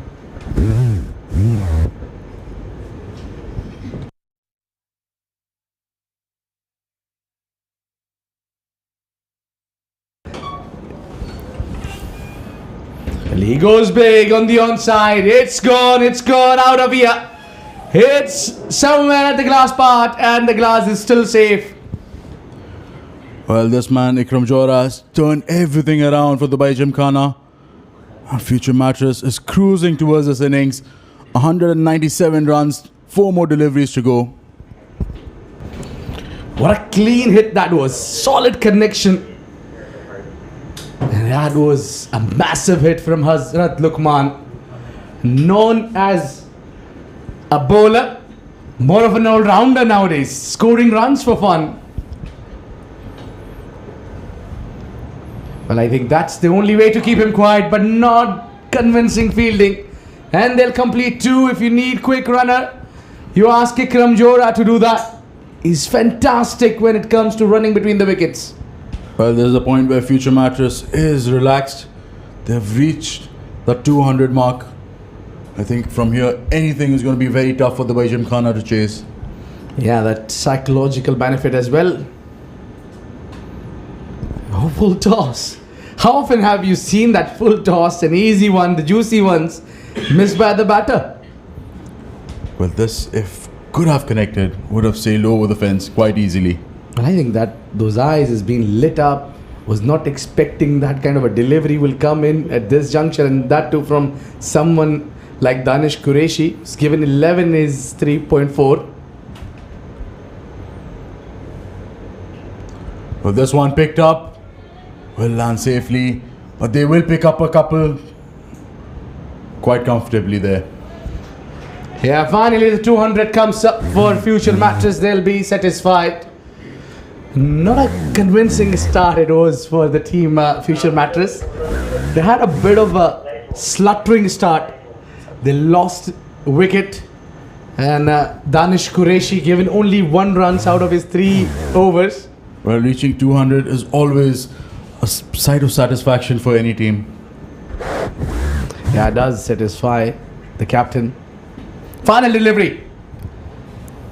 And that is a full toss, not timed it well, will bounce in front of Uzair. They'll definitely run for 2. A challenge, no direct hit. They'll take 2 and 203. What Future Mattress got in the boat. Well, definitely a very good first inning come to an end. 203 and only 4 wickets down in the allotted 20. Ikram Johra, 80 of 42. A very good knock by him. Well, no matter how the conditions are, but it is not an easy to chase anything over 10 runs and over from the word go. Quite a bit of a challenge there for Dubai Gymkhana. And the team Future Mattress will be delighted from the performance, especially from Ikram Johra. And quite satisfying for the captain to see Hazrat Luqman doing the right job, scoring those runs, crucial runs, 13 of 7. It was just that slaughtering start that we've been talking about, where they lost Hamid Khan too early on a golden duck. But then it has been very convincing performance from Syed Haider Wasi, who scored 44. And that's the target has been set for Dubai Gymkhana. When we come back, we'll see Future Mattress bowling and trying to defend that. Until then, we'll take a short break and be right back.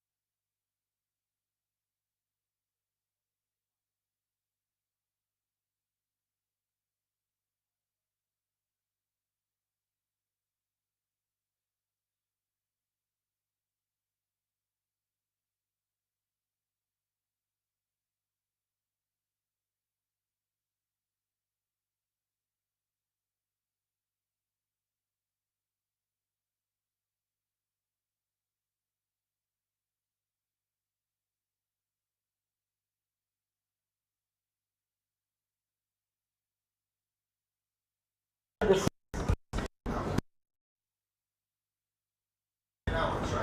sleep at 1 a.m. and wake up at 9 a.m.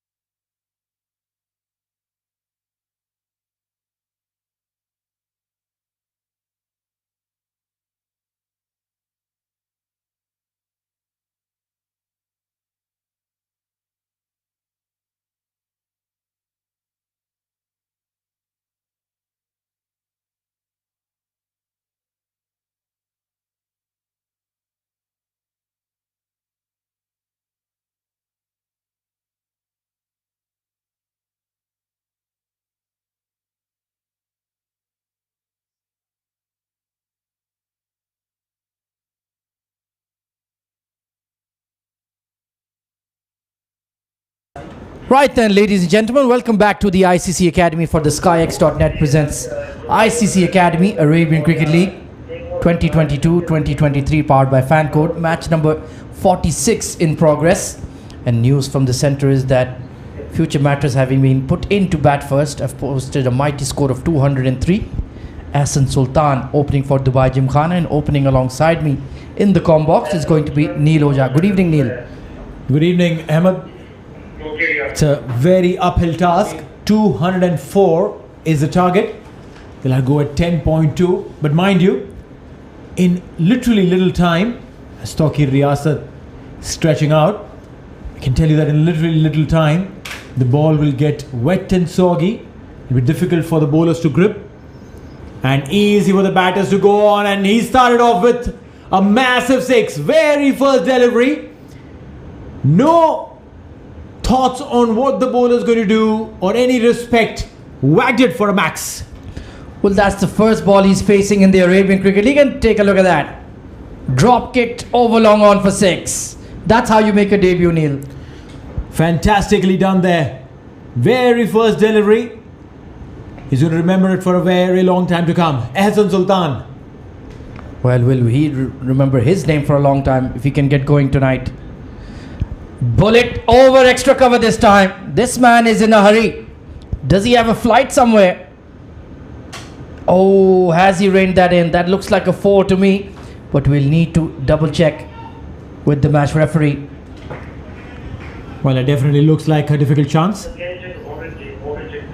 The umpires will go to the match ref to check. But from what it looks like,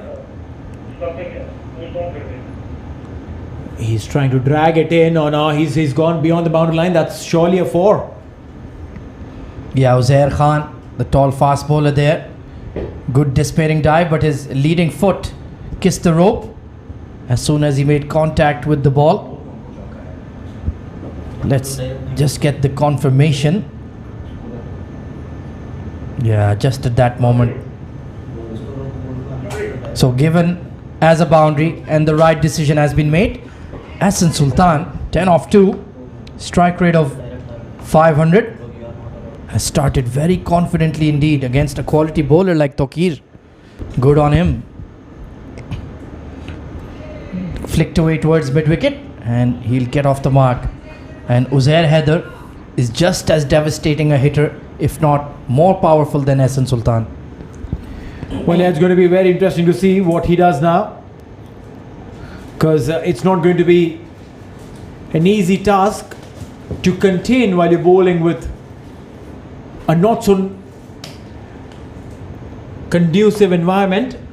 Dew literally could fill buckets water from here on.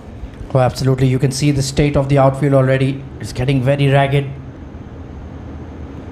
Oh, swings away from the blade. Tawqir Riyasat, good seam presentation. And Uzair Haider threw everything at that one. Didn't connect.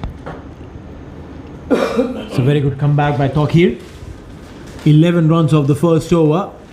He's come back well with that dot ball. Yeah, it's a battle of nerves for sure in the power play. This time, beautifully bowled once again. Squared him up. That late outswing that Tawqir can get can be very, very tough to handle.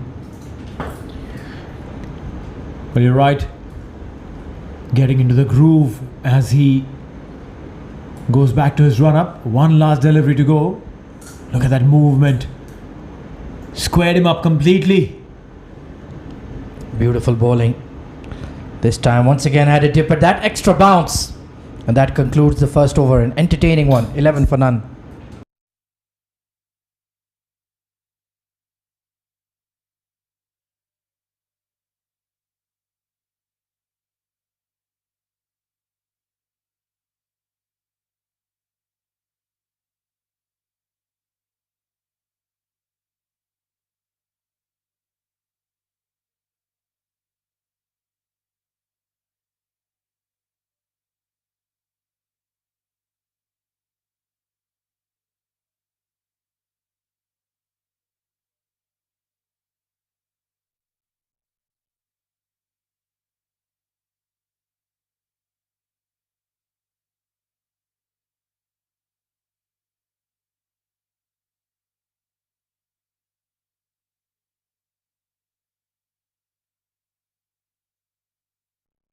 So it's going to be the left arm seamer, Mohammad Uzair Khan, sharing the new ball with Tokir. No slip in place for him.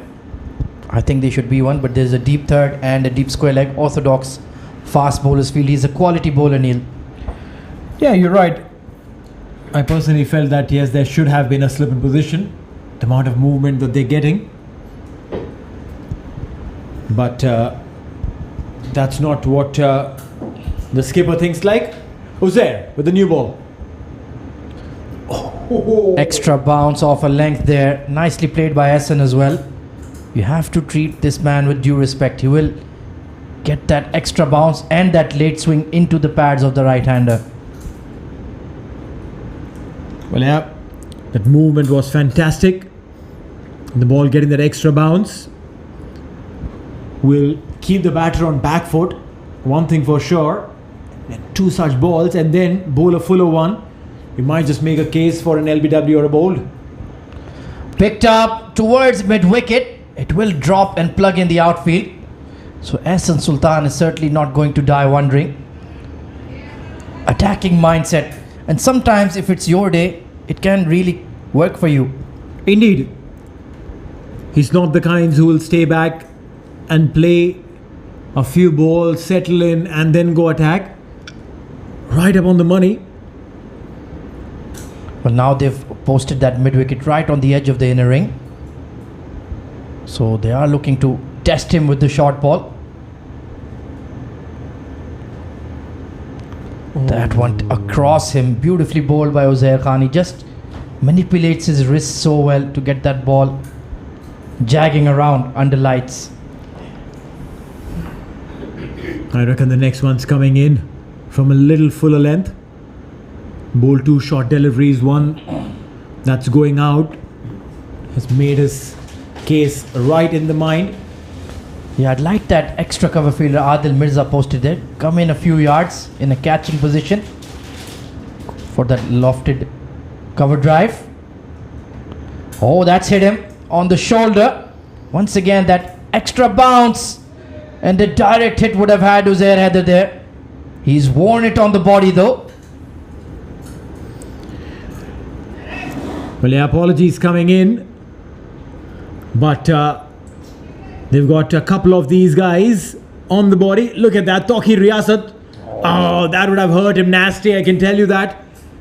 Tokir is a fast bowler, strong shoulder, ripped it through. That's a chilly evening as well here at Dubai Sports City. So that will sting a bit. And he's worn it on the shin. That's very painful, Neil. Oh, that's not good news. That's not good news. He's taking the shoe off. Well, I'm not sure what water will do. Need that magic spray out there. And he's a key player for them. Big hitter of the ball. So they need him to be firing at all guns blazing. But that might swell up very quickly here. It could be difficult for him. You're right, the spray is going in. And the treatment will take some time. 13 runs on board, 1.4 overs.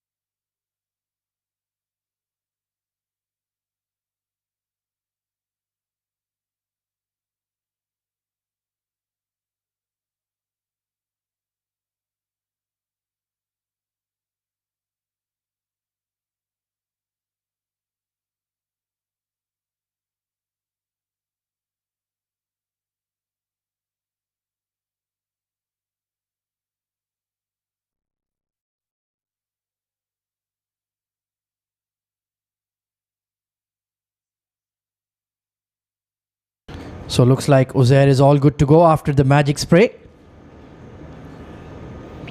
He is a very important player for them. Power play specialist. Take a look at that replay once again. There was never a single there. But this full-blooded throw from Tokir. Bang, right on that shin bone can be very uncomfortable. Yeah, because there's not a lot of muscle there. So I've gone and hit the bone right at that ankle. And that joint is a very, very important joint, because when you're running, that comes into play a lot. And I can tell you one thing, it's not going to hurt him right now. Uzair would be fine right now, but the foot will start swelling inside the boot bit by bit. Adrenaline will take its course, but once it's worn down is when he'll realize, maybe when he's trying to sleep in the night. Oh yeah, he'll be tossing and turning for sure. Let's see if he can deliver with the bat though. Yet to get off the mark. And Uzair, this back of a length short stuff is not allowing Ahsan Sultan to get going. I like the intent from the Gymkhana openers. If you are to hunt down this big target, you have to get ahead of the run rate in the power play itself. Picked up straight. He read that fuller delivery like a book and dispatched over the comb box for a 6. Beautiful sixer there. It was a nice and juicy fuller length delivery and sent it packing many miles into hole number 1. 2 overs gone, 19 for none.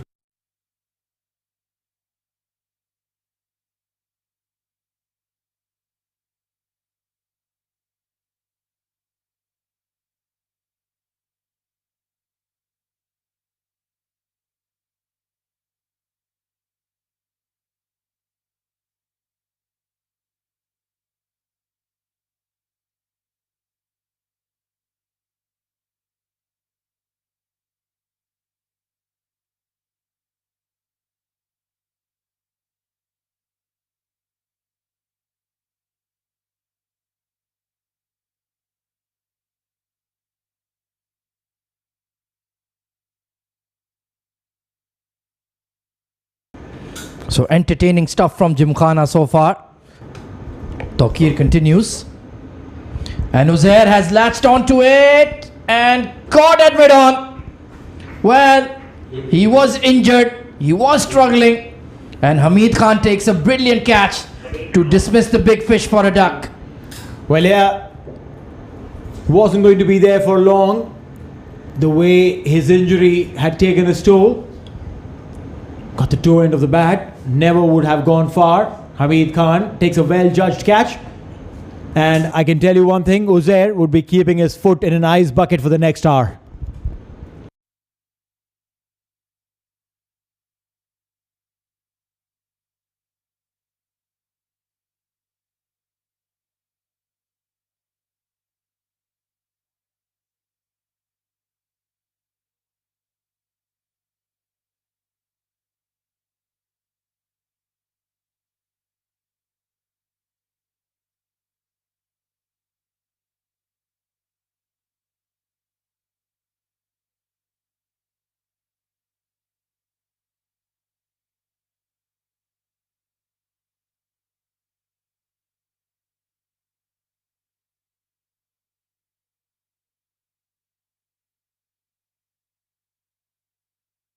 So new batter coming in is Mohammad Aslam Shehzad. Not particularly technically sound, but does pack a punch. And they need him to be aggressive in the power play, just like Ahsan Sultan. I wonder what guard has he taken. He's standing, the 6th stump. Very, very unorthodox at the very beginning. Coming across the line, played it straight. Tokir Riyasat got his hand to it. Well, there you can see why he likes to take that big stride across the sticks, stepping into that off drive. And Tokir Riyasat, ooh, that was a catch. For Tokir, that was a catch. I agree. That should have been taken by him for a man of his standard. Has he injured his webbing? Has he injured his finger? Yes, it looks like. Yeah, touch of blood there. It's just split his nail open here. That couldn't be quite painful. So more running repairs required.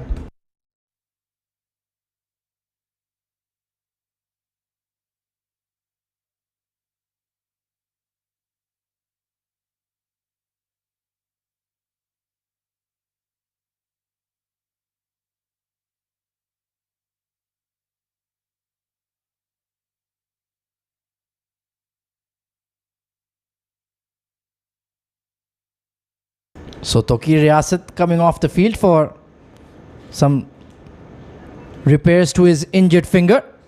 Hazrat Luqman will step in. Well, that's some serious quality to have.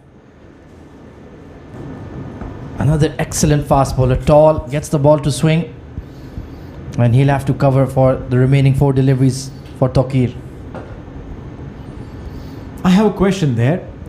Now, if Luqman is going to continue, he'll bowl the 4 deliveries here, and then he'll bowl his own 3 overs. So technically, he'll be ending up bowling 3.4. Most certainly. Top edge over the keeper, and almost went for 6. Well, Ahsan Sultan, he's not going to change the way he plays. Well, yeah, that's right. It's going to be difficult for him to contain this little man. He's going for literally everything. Doesn't matter who's bowling. Luqman is a quality bowler. No respect whatsoever. Absolutely, I like the clarity of his approach. 23 of 10 now. Hooked away once again. And this is the biggest of the night. That ball is not coming back. Maximum. Well, the way he's hitting them, it's just phenomenal. It doesn't look like he needs any kind of charge up. Watching the ball clean. In his mind, he knows what shot he wants to play, and he's playing them with precision. Fantastic hitting. And Hazrat Luqman is only bowled 2 deliveries, but he's been clattered. Perhaps not warmed up. Ahsan Sultan's bat certainly is. 29 of 11. Fantastic start here for Gymkhana. Outside edge, streaking away to deep third, and it's a boundary. Well, what's going on here? That was regulation fielding. That was absolutely regulation. Should have stopped it. Not to be so. And a boundary conceded. Look at that. Didn't get down on time. Lazy effort there from Tasawwur Jammu. Well, even he's pretending he's injured his finger. I mean, he knows the cameras are on him. I don't think Adil Mirza will be amused. 33 of 12. What batting from Ahsan Sultan.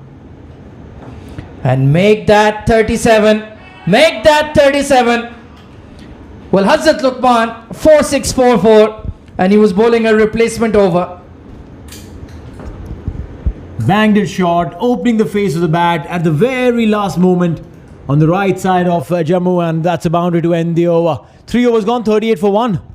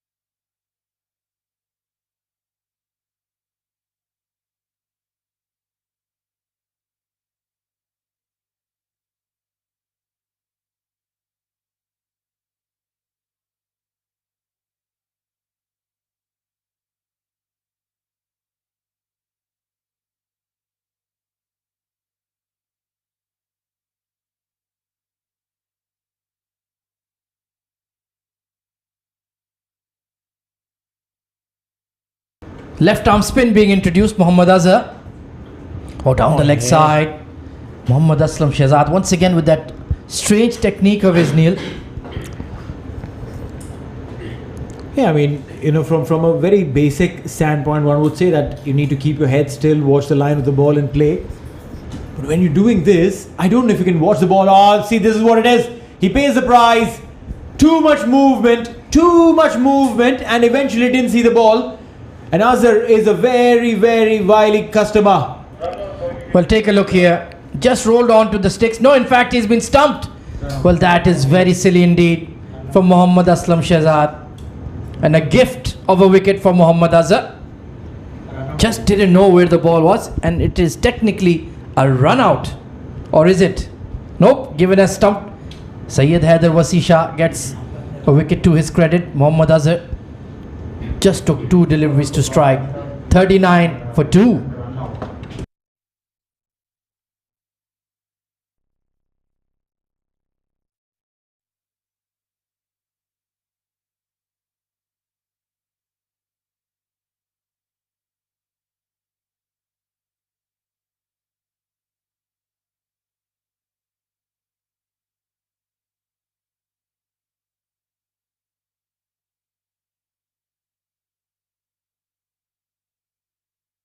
New batter in is Syed Hasnan. He's also an enterprising attacking player. Pushing for one, chance for a run out. Oh, Asif Mumtaz. Well, smartly, he saw there's nobody at backup, so didn't go for the shy at the stumps. Very sensible this. Very, very sensible. Because we saw in the previous innings how overthrows, conceded runs in overthrows, not required at all. Hoiked away towards wideish mid wicket. And only going to be one. So for once, Ehsan Sultan only picks up a single. But that's the value of having experienced campaigners like Mohammad Azhar in your side. They were feeling a bit of heat. Thanks to Ehsan Sultan, they brought him on and immediately produced a result. A beautiful cut shot, but straight to the point fielder. Missed out there. Well, you're right. The shot selection was right. But the fielder was placed in the right position. Required run rate 9.88. Yeah, he's just darting the ball in, not offering a lot of width. And we've just spotted Tawqir Riyasat heading back into the team dugout, giving thumbs up to everybody. But that finger injury is right on his index finger. I'm not sure if you're allowed to bowl with that bandage on, Neil. Yeah, not just that. I'm not sure if he'll be comfortable bowling with that. It's better that gives it some time to recuperate. Meanwhile, a very steady over from Azhar. Only singles off it. 43 for 2 after 4.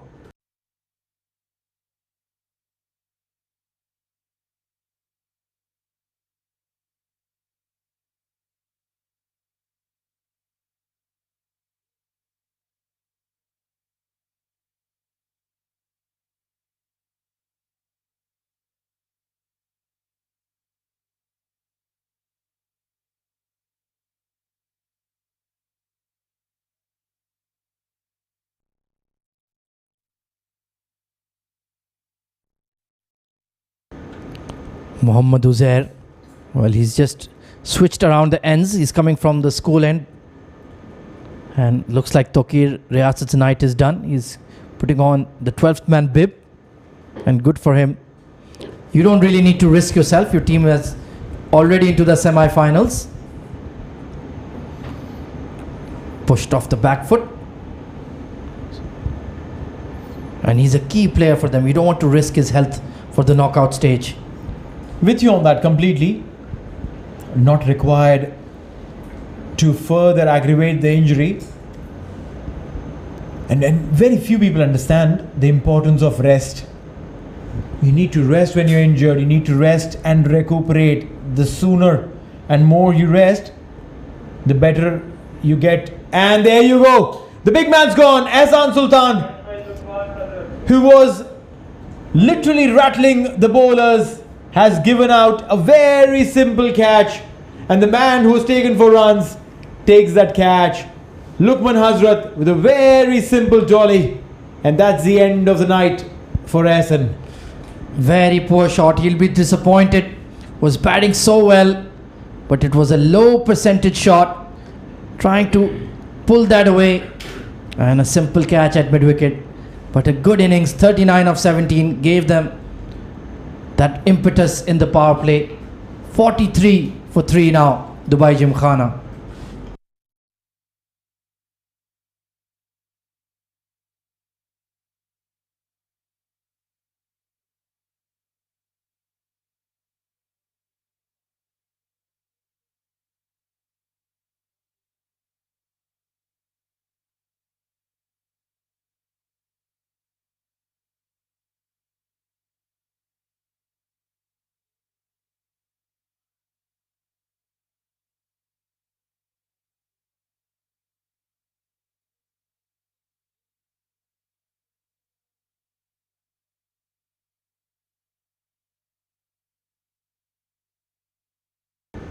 This is a good move. Rahman Gul, usually batting at 6 or 7, but they've sent him in at 5. They want to keep as close as possible to that required run rate of 10.3, and he's a quality player, Neil. Well, yeah, with the side in trouble, You need to accumulate runs. You need to build a partnership here. And this is what Syed Hasnain and Rahman will have to try and do. Required run rate now all of a sudden jumping over 10. Yeah, despite that counter attack from Hassan Sultan, when you're chasing 204, even one quiet over will set that required run rate haywire. That good over from Mohammad Azhar pulled everything back. So let's see what Syed Hasnain and Rahman Gul can do here. A big full toss, chipped and put away for a boundary. Very poor delivery, Uzair Khan. A gift, if there ever was one. You're absolutely right with that. It's a very good half and over. A dot, wicket, then single, and then look at that. Now, I'm curious to know whether that was an attempted yorker that slipped out of his hand because the ball has already started getting wet. And if that's the case, I think Hassan Sultan's wicket fell at a wrong time for defenders. Yeah, I think you've diagnosed it spot on there. That wet ball. And that's a better response. Pulling his length back. You don't need to really pitch the ball up. They're big square boundaries. Ask the opposition, alright, if you can hook me for 6, like Hassan Sultan did, good luck to you. But if you make one mistake, I have the deep fielders set and the trap is there for you to gift your wicket. 48 for 3. At one time they look like very much in control, and now the rebuilding phase has begun.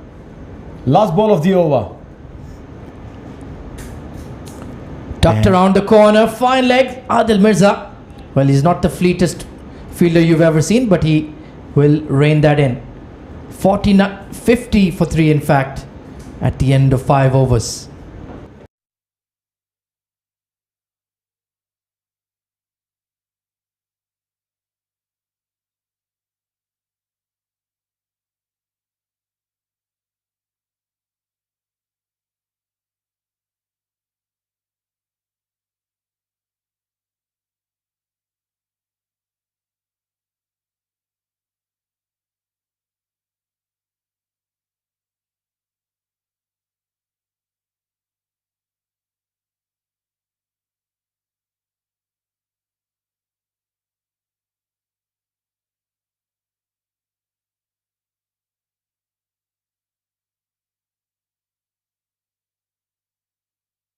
So Mohammad Azhar continues. Final over of power play for him. There is a long on and a mid wicket in place.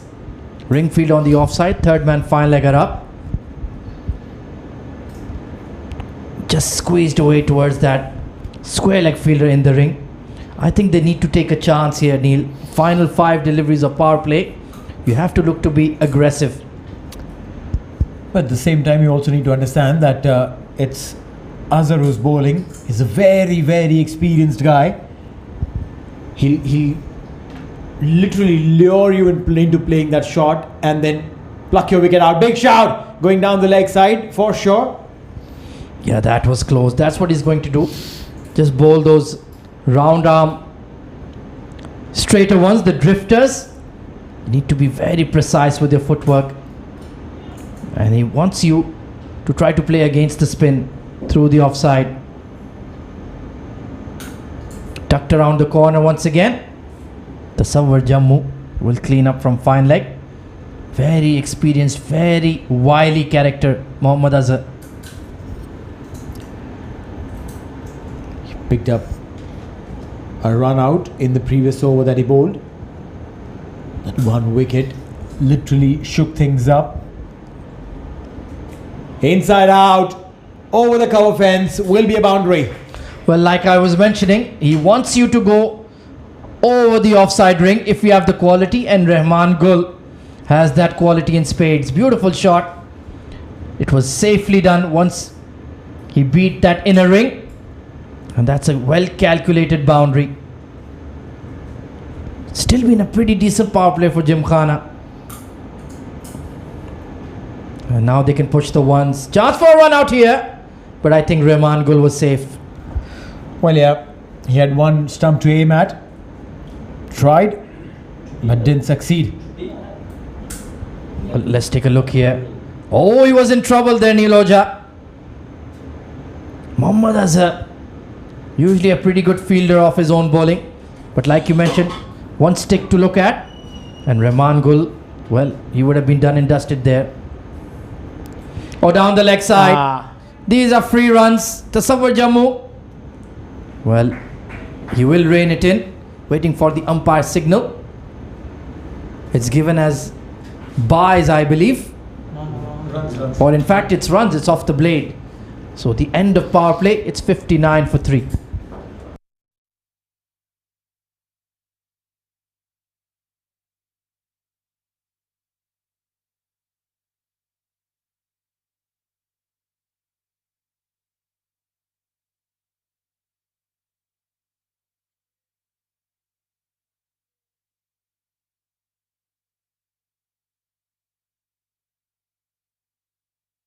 Well, there you can see wickets shared between Toqi Riyasat and Mohammad Uzair Khan.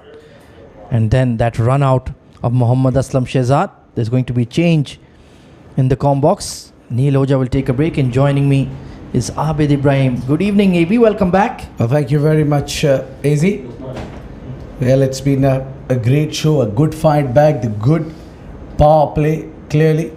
Yes, they are 3 wickets down, but that's the way you need to attack. You lose wickets, but then you can't just let that required run rate climb all over. Completely agree. Hazrat Luqman. Oh, beats the outside edge. Yes, he's been taken. He's nicked off. And that's a huge blow to Gymkhana. Rahman Gul has to walk back. Well, we've been talking about wickets, and thirdly, it seems to be the wickets are coming at clusters. And look at that. Now that delivery really came in sharply and just took that enough of the outside edge to send Rahman Gul back in the hut. He walks out scoring 7. It's 59 for 4.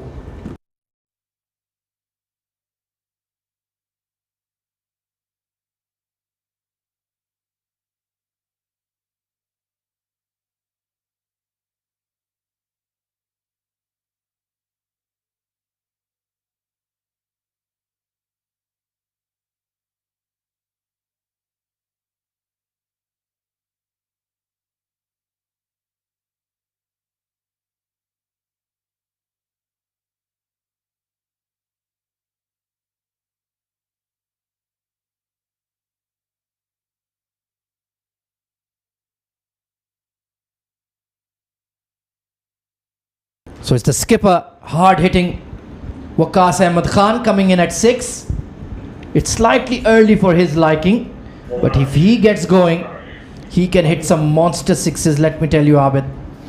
Well, indeed, that's for sure. That's on the card. They got a plenty of batters in the side, but a tall task ahead. Shouldering arms to that one. Yeah, I was surprised not to see Syed Asher. Usually opens the innings. Didn't come in the top order at all. Will be a new role for him, batting in the middle order. Tell me, Azi, how would you negotiate with that delivery that previously bowled by Luqman? Now, that ball, when he releases, it seems to be that will be going away, but that skids in and is making full use of the conditions. Very experienced Hazrat Luqman. Look at that. Once again, extra bounce. He has that slinging action, plus puts a lot of shoulder on the ball. So we will always get that extra lift off the surface. He's extremely done well. Extremely onto his fitness, onto his run up, on especially now with the bat in hand as well. Oh, absolutely. We have seen the likes of Sanchit Sharma, Hazrat Luqman, Junaid Siddiqui, Hazrat Bilal, Matiullah Khan. Oh, hit not convincingly, but glided down to deep third. So all our fast bowlers in the UAE, the quickest guys, they're really developing their fitness, pardon me. They know if they want to compete at international level, they must have the stamina to keep their pace up for 4 over, 10 over spells. Yeah, indeed. And nowadays, if conditions are supporting the fast bowlers, imagine the conditions that you're playing where the ball is bouncing well and swinging, and your captain wants you to bowl at least 8 overs on trot. 100%. Struck on the pad, but slightly high on the knee roll. And we recently saw a regular competitor of the ICC Academy events, Hazrat Bilal, make his international debut for the UAE on their away tour to Nepal. What a bowler he is, and he's improved so much in the last couple of months. Well, indeed, when you talk about Hazrat Bilal, you talk about pace, and he's too quick, hard to handle.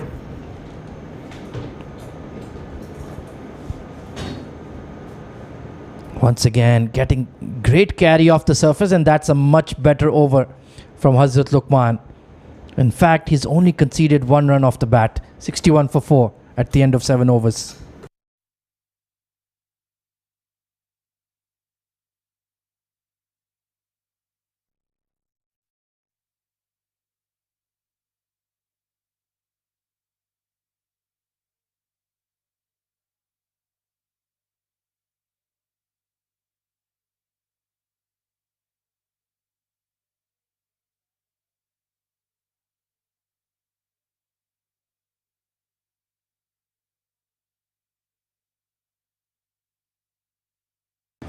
So some left arm leg spin being introduced here. Tahir Latif, very experienced campaigner, a stalwart of future Mattress. Let's see what he can get off the surface. It was the wrong one there. Nicely cut away by Syed Hasnan. And we were speaking of fast bowlers and their stamina. Who knows better than that than Neil Oja, who's been part of the UAE national side's strength and conditioning staff, and he's back with us for that discussion. We'll touch that topic after this delivery. Let's see how Tahir Latif goes about it with the wet ball. Oh, nicely bowled and quick single. Good communication. So Neil, you worked with all of the guys I've mentioned, Matiullah Khan, Hazrat Bilal, Hazrat Luqman. Tell us more about their work habits and the fitness traits now. One thing for sure, that everyone has become committed towards fitness. What used to happen is that they would come in, bowl, go do their daily work. Meanwhile, this one has been played beautifully. Syed Hasnain gets a boundary. Well, he read that wrong one like a book, and just from the high bat angle, he cut down on the ball. Beautifully put away. Please go ahead, Neil.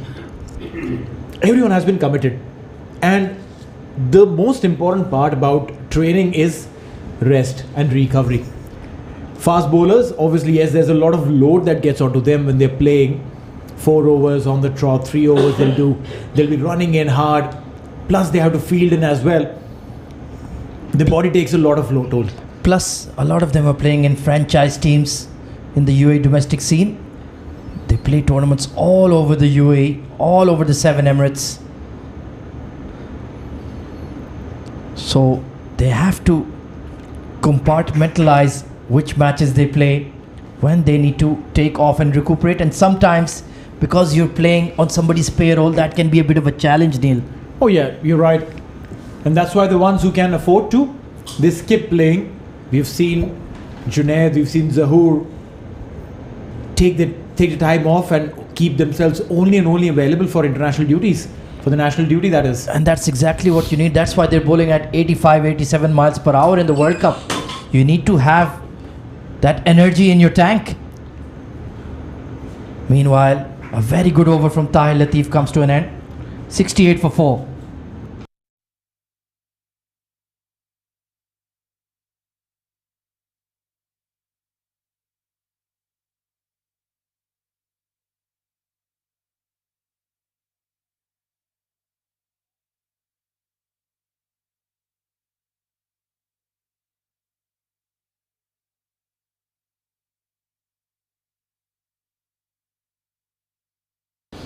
So Abid Ibrahim is back in the comm seat with me, and we were just discussing with Neil Oja about the need for rest for our budding fast bowlers, the likes of Hazrat Luqman, who's on show here, Hazrat Bilal and Matiullah Khan, Sanchit Sharma.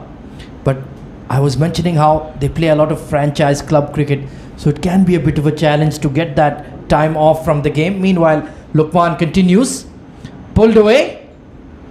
There is a deep mid wicket in place. No, that's So a very good point. It's the balancing act, isn't it, AB? Well, I definitely say that he's the right man to have that kind of a conversation. Neil just definitely worked really close with these boys. That names you mentioned, those fast bowlers that we have in UAE, a bunch of talented boys. But I think it's a very thin line between overdoing and getting that exact number of games that you need. Completely agree. Meanwhile, trying to open up his arms there, Waqas. It's not his style to push for ones and twos. He likes to belt the ball hard. But that's where the owners and franchise operators like Adil Mirza play a very big role. He always has a big squad. So he always rotates all his fast bowlers very efficiently. True. I mean, these are our unsung heroes who does magical work. Not from now, but over the years and years, they've been serving this game, and the love for the game is never ending for them. Oh, absolutely. The likes of Adil Mirza, Mr. Malik Ghulam Mustafa, Mr. Aman Maulvi, Mr. Tahir Abbas, so many individuals. Babar Iqbal. Mr. Babar Iqbal of Karwan CC as well. They run the teams as their passion. They run the teams as competitors, and they give a lot of players that support system they need to compete well at this level and then eventually graduate into the national side. Let me tell you, I mean, whenever these boys been called for the camp or some drills, and these owners feel really proud, and they are really back there to support them and send them there for the work, despite even if they have bigger games or any finals lined up. Absolutely, they want their own lads to go and represent the UAE. It's a source of pride for them. It's a dream for them as well. This time trying to force it off the back foot, straight to point. So Azad Luqman, certainly one of the fast bowlers who's in and about the UAE national side. I think it's a matter of time before he gets his senior cap. Very consistent, and he's matured into a complete package of a fast bowler. I still can recall that day when he's traveled back from his home country, when he came back here. Recently he was not well at the beginning of the season. He was having some issues with the health as well. Yeah, he looks firing fit now, bowling fiery pace. Must be in the mid 85, 87 mile per hour range quite easily. Another top over from him comes to an end. He's only conceding ones now, 71 for 4 at the end of 9.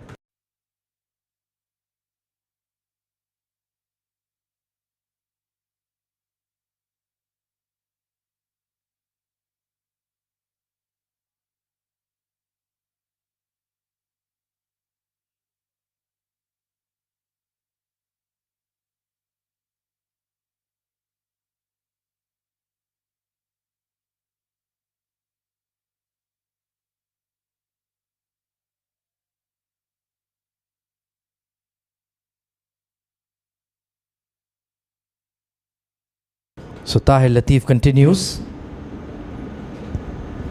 Meanwhile, this partnership has grown to 12 runs, been very watchful so far. A beautiful, fine sweep, but couldn't beat Tasawwur Jammu. I haven't seen him come on to bowl just yet. Plenty of options there for the captain. Tasawwur Jammu himself is leading the side. Perhaps they've got Hazrat Luqman, likes of Tokir Riyasat, the fast bowling department. Yet to talk about the spinners, they've got a plenty of options. If you see around, you'll find Asif Mumtaz standing there, and you see Mohammad Azhar, Tahir Latif. As long as spinners are concerned, they've got a plenty of experienced spinners. Yeah, they like to have plenty of bowling options, especially in these conditions with the wet ball. If one of your bowlers get hammered, you always have a backup option. This time Waqas looking to cut loose, but he's not picking what Tahir Latif's variations are currently. And especially when we're talking about the spin options, plenty of varieties in the left arm spinners as well. Mohammad Azhar is also a left arm spinner, but if you compare with Tahir Latif, it's completely different dimension. Once again, it's the top spinner sliding on through. This is beautiful bowling. And let's see Waqas. He needs to change his game plan here, Abid. Well, indeed, it seems that Tahir Latif is looking for the batter to come onto the front foot. There might be some work for Syed Haider behind the stumps. Takes it on the full this time, but will only get one. Yeah, he's bowled a very tidy spell. The good thing about Tahir Latif is he knows his limitations. He doesn't try to spin the ball all over the place. He wants to be consistent. No wonder this boy has played some quality cricket, went on, represented UAE as well. And not a very often you see left arm Chinaman. Yeah, very rare bowler indeed. This time tucked into the leg side. They're pushing for two. Chance for a run out. He had to get the big dive in, Syed Hasnan. And I think he's made it in time. Excellent running. Let's take a look here. He called for two immediately as he set off. Big square boundaries there.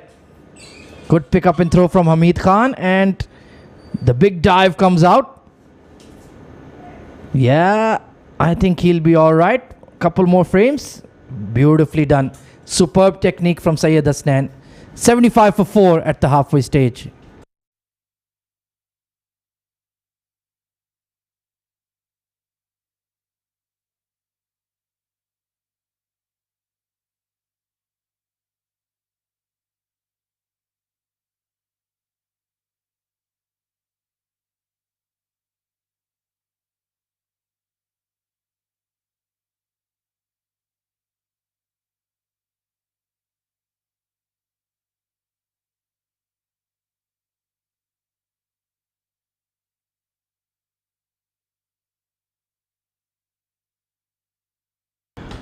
Well, Azad Luqman is starting where he's left.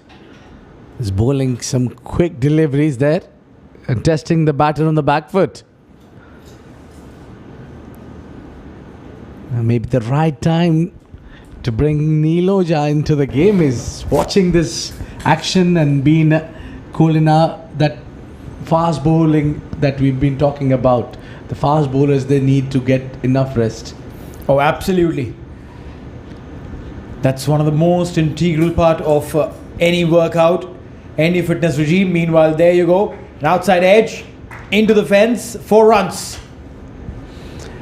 Just that brings that bat a bit late and decided to maybe open the face of the blade, gets that higher part of the bat, and ball goes to the safest place because there is no slip at Corden. And Hazrat Luqman is absolutely bowling too good. Oh boy, he has worked on his fitness and he's now a bowling all-rounder, but he bats so well and bowls extremely good. He had that tough patch previous season, but this season he looks completely different. It looks very rhythmic in his approach, and that's one of the very important things for a fast bowler, to have that rhythm in your run-up, rhythm in your carry, rhythm in your action, and eventually that rhythm will translate into your bowling as well. Well, indeed, but I always felt that Hazrat Luqman is losing and lacking one thing was rhythm. And even when he was not performing, one thing was for sure, that when he gets his rhythm, he never leaves that. He's unplayable when he gets into his rhythm. Just like that. Well, indeed, as a fast bowler, very, very important to get in that rhythm. And that's why I've said this many a times, that as a fast bowler, before your innings begin, where you're going to bowl, you need to get into your rhythm. Bowl an over and a half, 2 overs on the side wickets to get your rhythm going. Don't get in cold and think that, oh, the warm-up will happen when I'm in the game. Meanwhile, this time, uppishly played into the fence, 4 runs. And it's the captain of Dubai Gymkhana, takes the aerial route. Came underneath it pretty nicely and just did the right thing to get 4 runs. Look at that. Just hitting it the perfection. The timing was superb over there. Undoubtedly. Very important to get underneath the ball when you're trying to go aerial. And also, that area was vacant, so no stress for him in playing that shot. Now, what I think is Hazrat Luqman was a little too predictable that he's going to bang it short.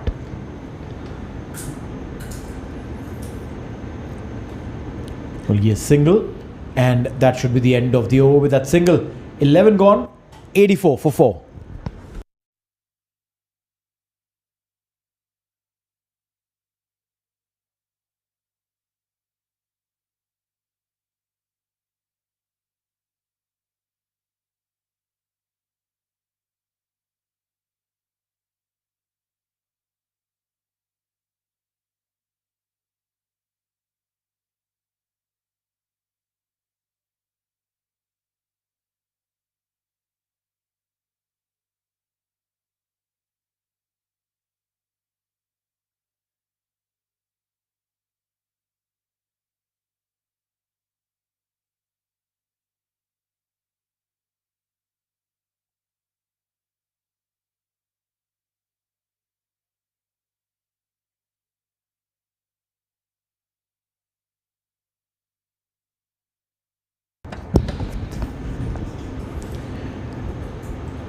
Spin coming in from the other end. Hazrat Luqman will be in action again. Now, this I personally feel a little unfair when the fast bowlers, after completing their over, have to go back towards the third man or fine leg and the ball comes at them. They would be just like, I want to relax for a bit. And the very first ball of the fresh over, bring them in action back again. It's quite a bit of a challenge for fast bowlers because usually the captain looks towards the fast bowler and thinks back in his mind that where do I hide this man? In modern day cricket, you can't really hide. Look at that. Again, the ball is at him. Quickly release that one, and that will get another runs because there was no backup. They completed 2. You can't blame really Azad Luqman for that. No, you can't really blame him. You're right. 2 back-to-back balls coming straight at him. Probably the batter also thought that, hey, let's target him. But like you were mentioning that, no, you cannot hide any fielder in modern day cricket. Your fine leg, your third man, literally everyone is exposed. Yeah, the batters are too smart these days. This one driven towards the cover. And now because watching a lot of batters, they got a lot smarter with the modern day cricket as you mentioned. Now the batters are smart enough to understand which fielder throw will be where they can sneak a run. So now trying a fielder's arm is a way that you need to be a little more conscious. Well, I'll tell you something more interesting on this. Straight to the fielder there will be a single. Now, batters not just think about which fielder has a strong arm or a weak shoulder. They also know that if it's a right-handed fielder, then you play onto his left side and you try and convert that single into a double. Yeah. These are smaller things that the batter is also looking for. When they're looking around everywhere, they know that, the cover fielder, if he's a little slow, I'll try and play around him and try and get a single or maybe a double. But if the sweeper cover is a right-handed thrower, let me play onto his left side, like means more towards point, so that he will run, have to run a little more extra. By the time he picks up the ball and throws, I'll get a chance to take 2. Yeah, that's very narrow margin when you can sneak the run, and it's always been the topic that how you need to run. And for that, I think also, Neil, you need someone to bat alongside with you who has a tremendous understanding with you. Eye to eye contact. Yeah, Right. eye to eye contact. Not always you need to say yes, but the basic still remains the same.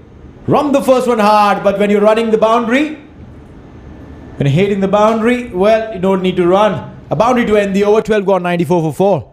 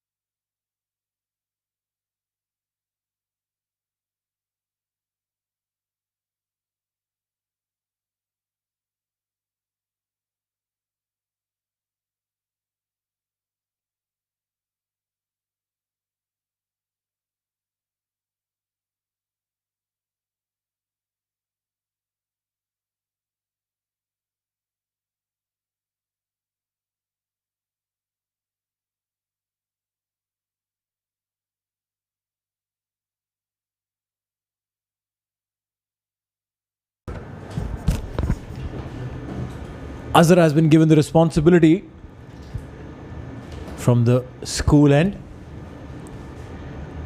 Oh, he's back the finger of Vasi. He's shaking it, he's not happy. That one came in really, really sharp, Abid. Indeed, that was a ripper and skidded on, and that would made Azhar to smile, but not a good sight for the man in form. Oh, that's hit him on the thumb. Straight on the thumb, that's gonna hurt him a lot. Still, she trying to get the pain out. Maybe that's very a challenging role for the wicket keeper. This is where you're being tested when you're standing up. Well, yeah, show me a wicket keeper who hasn't broken all his fingers, and I'll show you the dark side of the moon. Yeah, no wicket keeper has the fingers placed exactly how they should be. We're starting from Mazhar Khan himself. I mean, a big man. He used to do a wicket keeping job in his career when, of course, onto his playing days. So, got opportunity to talk to him when we were sharing the com box. So we were talking about the wicket keepers, and he's straight shown me his finger and says that this is what you need to lose. Well, yeah, cricket fingers, they're broken, get repaired, but then they lose the beauty and the shape of it. Yeah, and if you are a covers or a point fielder, similar things happen to you as well. Well, indeed. I mean, I think it's something that you have to go entire your life with. And it's difficult to explain to someone who does not understand the game of cricket or does not have the love that every player gets. Carry with that. It's, I think, smallest sacrifice that you can give back to the game. Well, yeah, I mean, injuries are a part of any sport that you play. Any sport. Yeah, apart from chess, maybe. Yeah, but yes, you enjoy your time a lot there. Straight over the bowler's head. Maximum. What a good looking strike there. Last ball of the over and has been dispatched. Maximum 13 gone. It's 103 for 4. Brings up 100 in style. And over there you can see Azhar was looking for the guard. It was hit hard. Back to him. It's 4 wickets down for 103.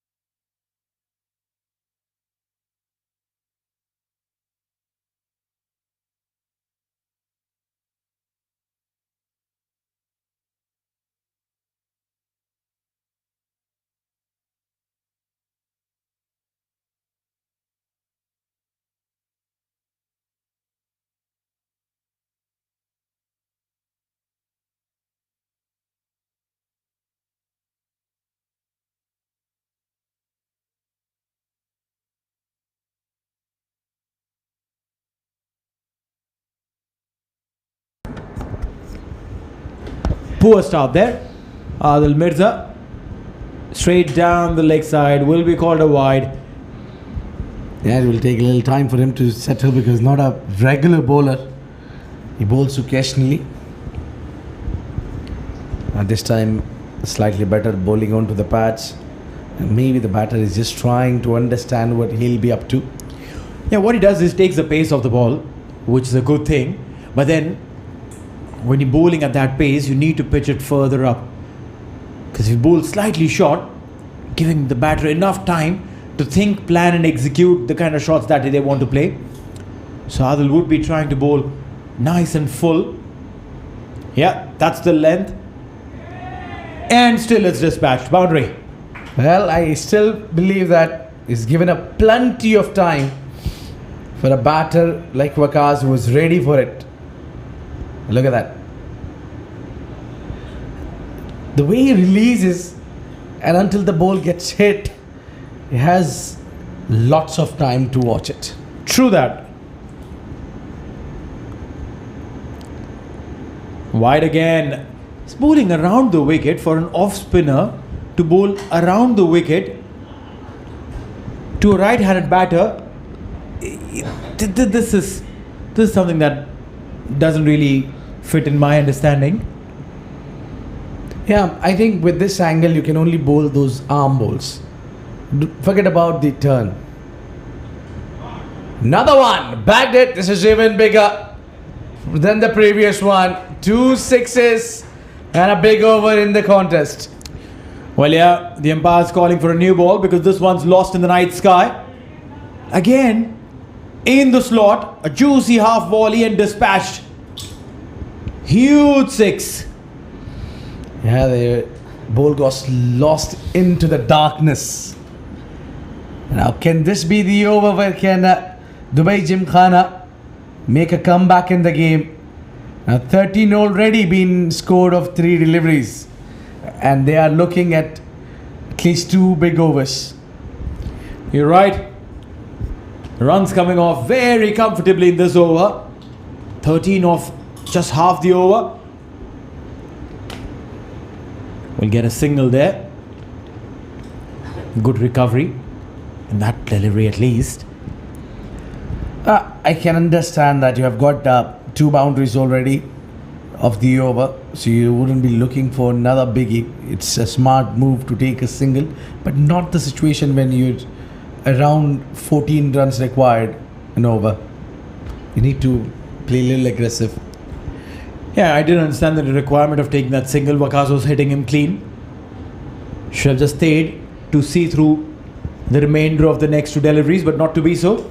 Took that single and now we've seen a dot ball. Can Syed Hasnain try and capitalize on this one last delivery of Adil? I don't know if he'll come back for another, but this is the over that they need to maximize. Steps down, all along the carpet, will be a single, and that should be the over. 14 gone, 118 for 4.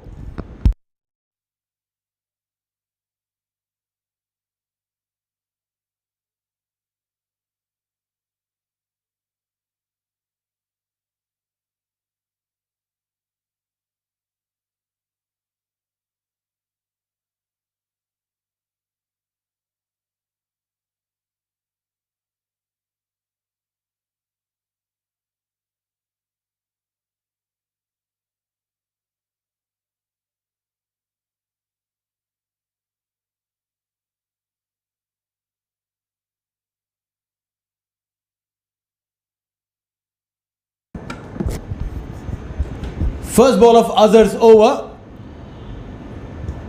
Sweeps and will get a couple of runs.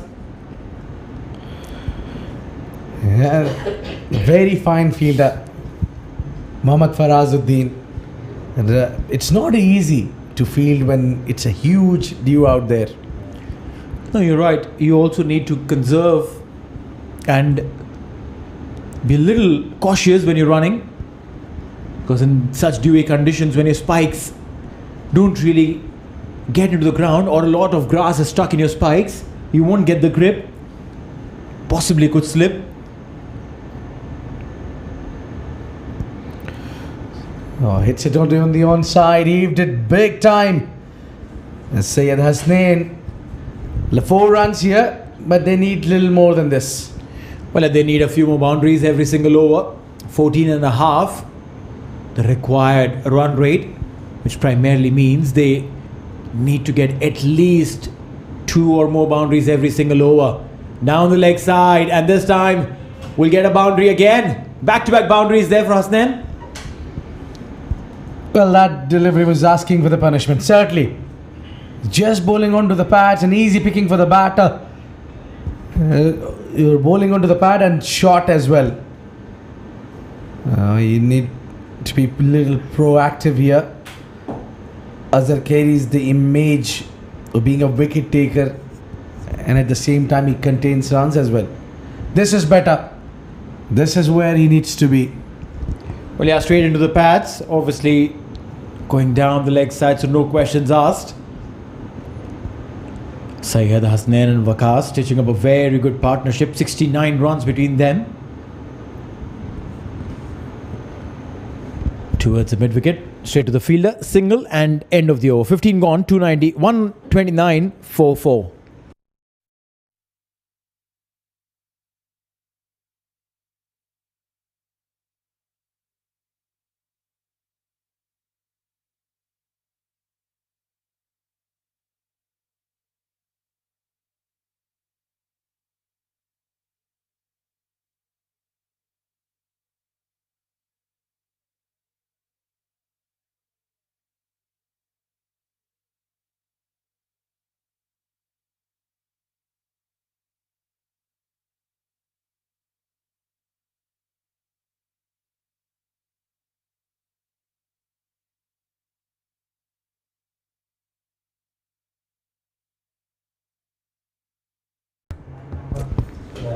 Ikram Johra now given the responsibility of the ball, as Adil Mirza has been taken off, or should I say has taken himself off.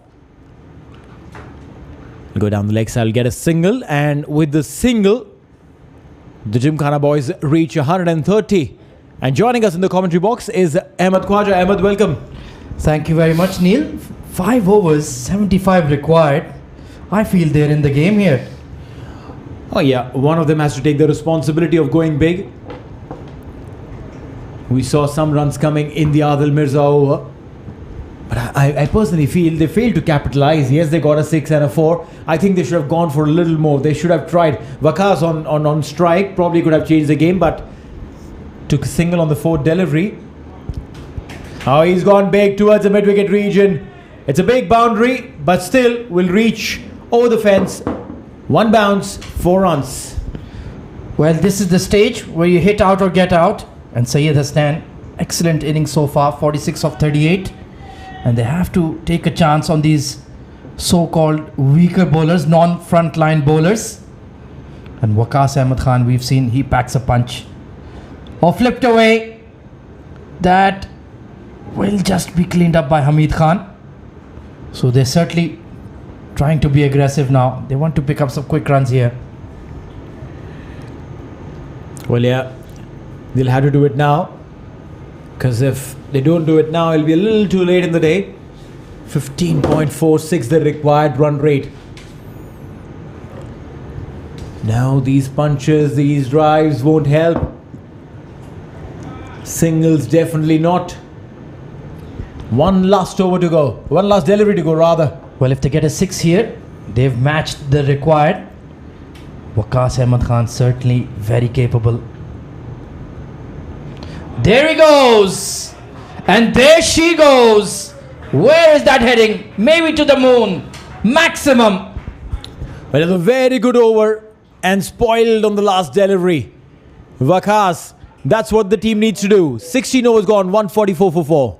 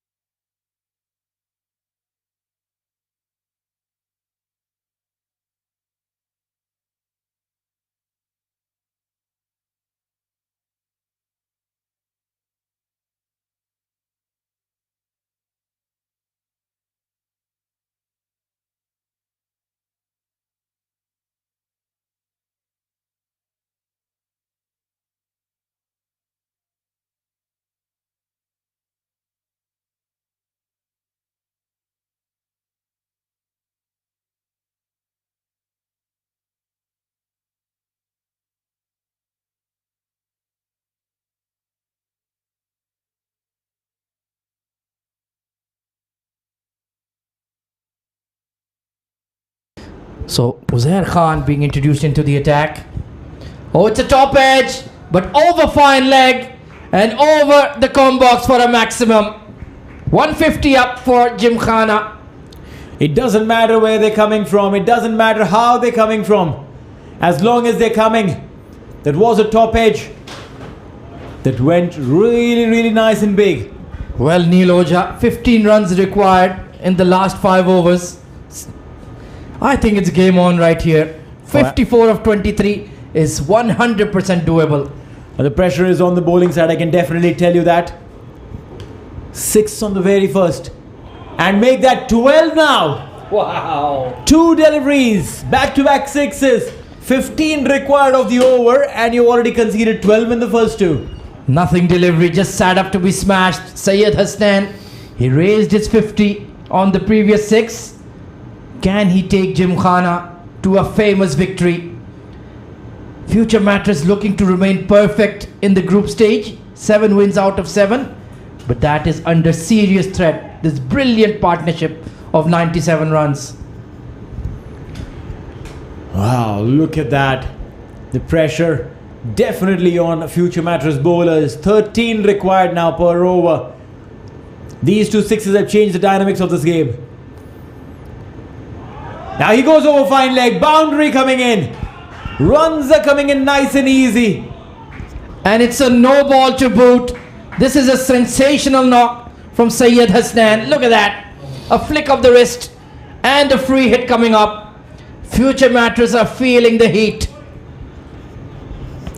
Well, the skipper said that yes, they were looking to win this game at the toss for the Gymkhana boys, and looks like they were serious about it. Free hit coming in. Can he convert that into a big one? Can this free hit delivery be dispatched for a maximum? 161 on board. Required run rate has come down to 11.7. Incredible turn of events. Right then, here we go, Syed Hasnan. What can you do? Oh, it's past fine leg once again. 6-6, 4-4. 21 runs already. 21 runs, mind you. And this is the over that's changing the game.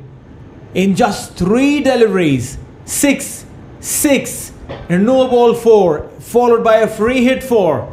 21 runs of 3 deliveries. Are we about to see the upset of the tournament? We saw that famous victory for Gems Education over Karwan CC. Are we going to see another shock result at the Arabian Cricket League? Uzair Khan in the spotlight. This time again, it's gone. 1 bounce into the fence. 4 runs. 35 needed of 20. Syed Hasnan has exploded here at the ICC Academy Oval 2. What an over, what an innings. How expensive has the injury to Tawqir Riyasat proved for Future Mattresses? 2 deliveries in that over he bowled, and then the next 4 were taken for boundaries. He's warming up. He wants to come back for his team. I think even if he had a limb missing, he'd have to come back. Required run rate has come down to 10.5. Drilled through extra cover. And that's going to be 4 once more. Wow. What an over this has been. What a phenomenal over. The way the Gymkhana boys have been batting, I must tell you, we haven't seen a better knock than today in 1 over. This is a game-changing over. They always say that you pick a bowler, you pick an over, and that's where the game changes. Syed Hasnan has done it. Current run rate now ahead of the required run rate. It's dropped after a very, very long time. Incredible stuff. Drilled straight this time, past the mid-off. 6-6, 4, no ball, and 4 more 4s. Incredible over. The most expensive of the Arabian Cricket League. 33 runs of 6 balls. Incredible, Syed Hasnan. Before this over, they needed 15 per over. He's got 33 in this one. Quota of 2 overs completed in this one itself. 17 gone, 177 for 4.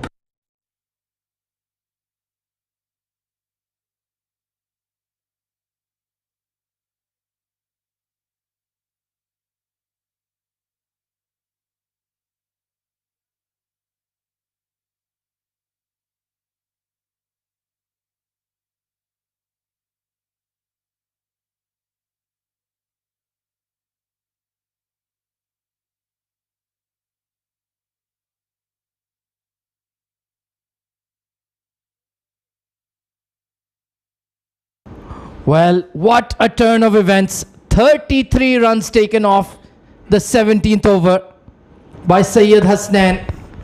Uzair Khan, well, will they give him the final over? Will it go to his final over, Niloja? Well, Taqir Riyasat is back into attack. The skipper asked him to come back. Yes, he injured his finger while bowling his second over. Just bowled 1.2 overs. Picked up that one wicket. And now, he's back to save his side. Can he do that? Carved away behind point, boundary! They have hit 6 fours in a row. Dubai Gymkhana. It's all gone pear-shaped for future Mattress. Well, that's right. 6, 6, and then 5 fours. Start of the new over, and that too, a 4.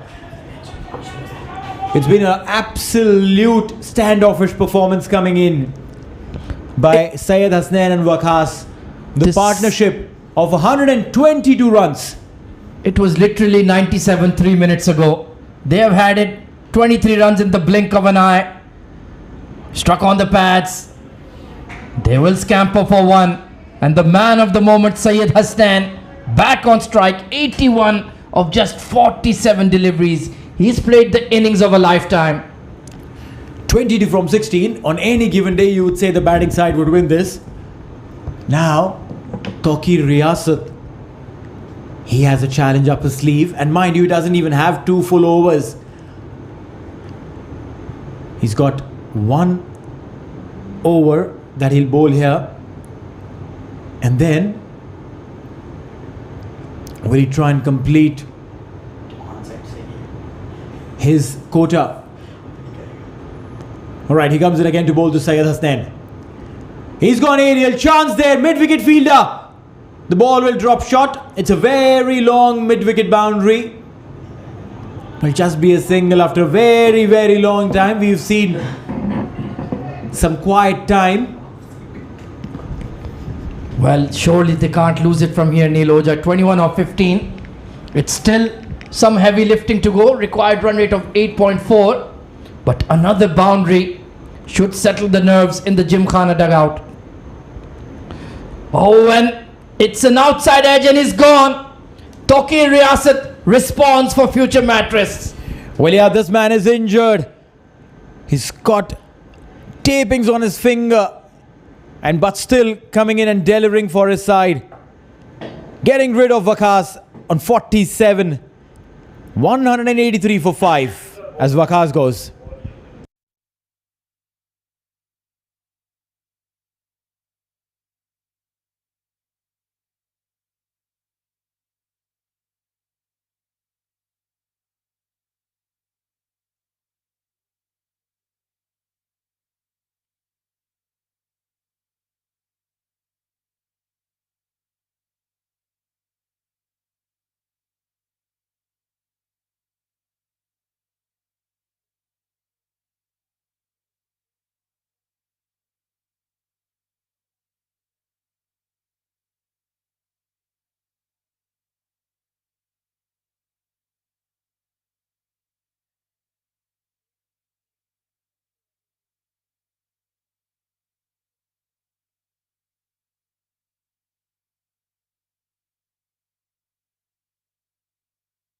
So it's Danish Qureshi coming in at number 7. Slight promotion for him. But he's a very experienced campaigner and strikes the ball clean. They don't need big hitting though. They need intelligence, street smarts. 2 for 17 on the day for Taqir. Tucked away towards square leg. Are they going to push for 2 here? No. Just going to be 1. And that's the right approach. Get Sayed Hasnan on strike. Well, you're right. Last ball of the over. The idea would be for Sayed Hasnan to take a single and get on strike for the next over as well. Because mind you, funnier things have happened in this game of cricket. What a turnaround. Unbelievable 17th over. We have to rewatch that later on fan code. Outside edge. And beats the deep third for a boundary. Well, you've seen runs coming in all directions, and this one will leak runs too. Stepping down to charge, got the thick outside edge, and a boundary.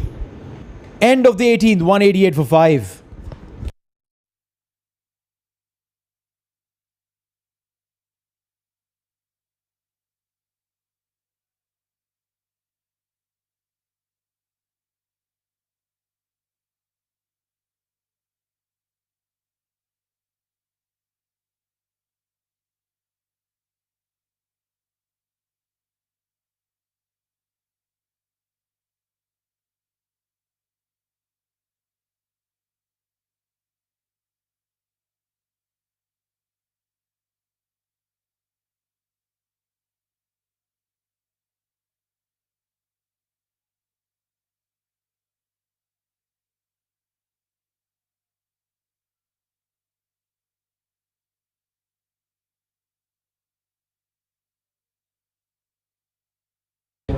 Well, Asif Mumtaz, very experienced campaigner, coming in to bowl his first over of the innings, and it's the 19th. Can he defend 16 of 12? He'll have 6 of those. Spread field on the leg side for Danish. He's fired it in, flicked it past fine leg, and it's a boundary. Nothing will stop Gymkhana tonight. I think Asif bringing himself in is a little too late in the day. A little too late. He is a very, very experienced campaigner. But when the opposition needs just about 16 odd in 2 overs, I think it's a little too late in the day. Bang! See ya later. 6. Danish, I love the way he's come in and showed his confidence, his ability, stepping down to Asif Mumtaz and send the ball packing. Not losing on momentum, not relying on Hasnan to do the needful. He's saying, listen, I've got the bat and I've got some skills too. This is going to be a famous night in Gymkhana history. They have brought down a giant. They have brought down the undefeated team in the Arabian Cricket League. They wanted to remain perfect. But well, what a twist in the tale. Incredible scenes here at the ICCA Academy. What a night. 5 needed, 1 hit away from a famous victory. And he's gone big. Is there a chance to take the catch? Oh, he's dropped it.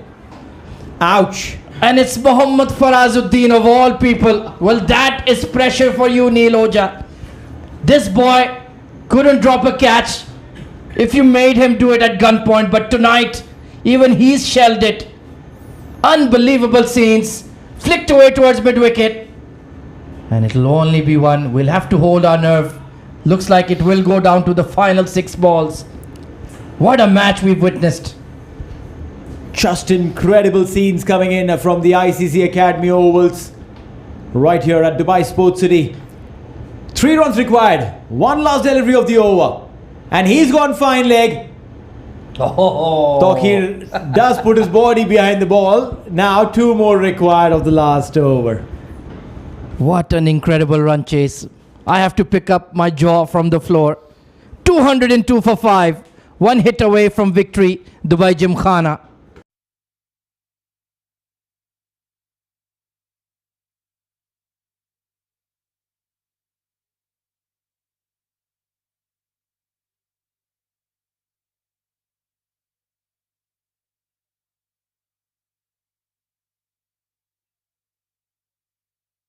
So Tokir Riyasat will have to deliver the final rights of this game. What a match it's been.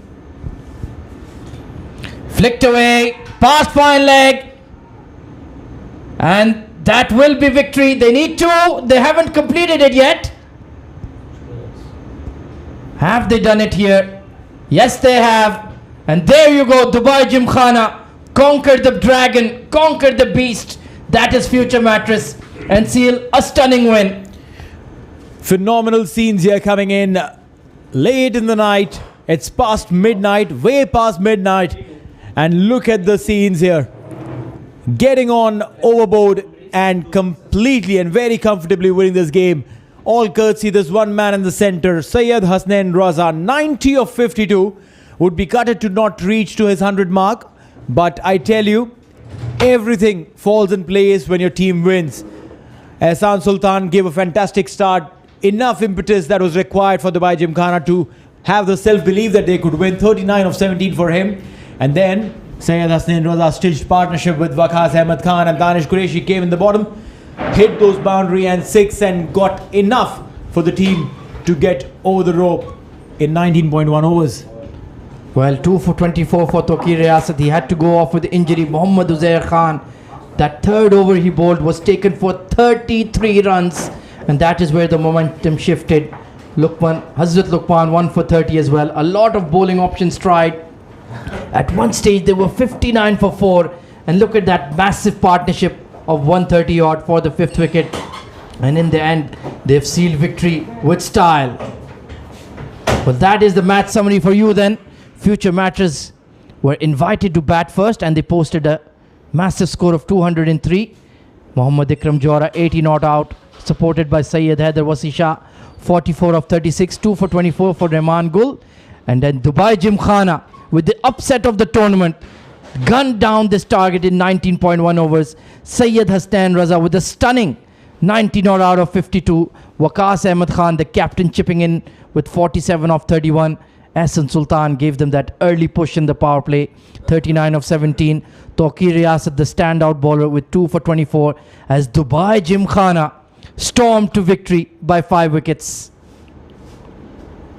Well, tomorrow we have even more Arabian Cricket League action coming up for you. It's Footprint Defenders taking on Rajko Thunders in match number 47. Let's hope that is even half as exciting as this one. That's all from the Combox for now. Join us tomorrow at 9 p.m. local time for more ICC Academy Arabian Cricket League action. We'll turn it over to Abid Ibrahim with the post-match awards ceremony. Good night.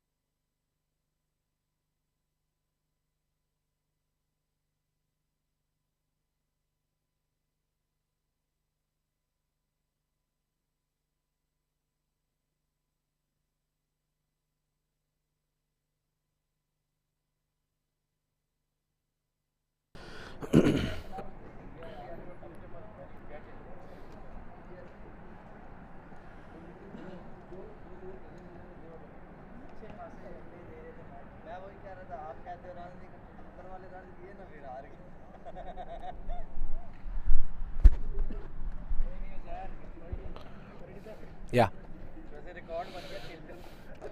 Well, some victories you do things right and you get it on your way, but some victories takes some efforts, and when you earn them, you call it a victory. That is kind of a victory, hard-earned victory here for Dubai Gymkhana. They have chased down the 203 runs. Yes, you heard me right. They fought well, they battled well, they haven't given up right till the final bowl. We went on, and this was amazing victory that we can only imagine. 200 runs has been chased down here at ICC Cricket Academy. Now we have to thank the ICC Cricket Academy for all their administrations involved behind the scenes in putting up a wonderful show throughout this tournament. And we would like to thank our title sponsor SkyExchange.net and official streaming partner FanCode, and of course event partner TCM. Now in this match number 46, it was Dubai Gymkhana who won the toss and invited Future Mattress to bat on, and it was going with the trend, and then they posted 200 runs with a slight bit of a sluttering start, but they scored really well in the end. But it was all the way right till that one over which gone for 33, and the game has bounced back in favor of Dubai Gymkhana. To give the Player of the Match award, I have with me Mr. Tehseen Javed. Thank you very much, sir, the match referee here. But then, one man taking the Player of the Match award by playing true well, by scoring 90, blistering 92 of just 52 deliveries. It's none other than Syed Hasnain Raza for their Player of the Match award.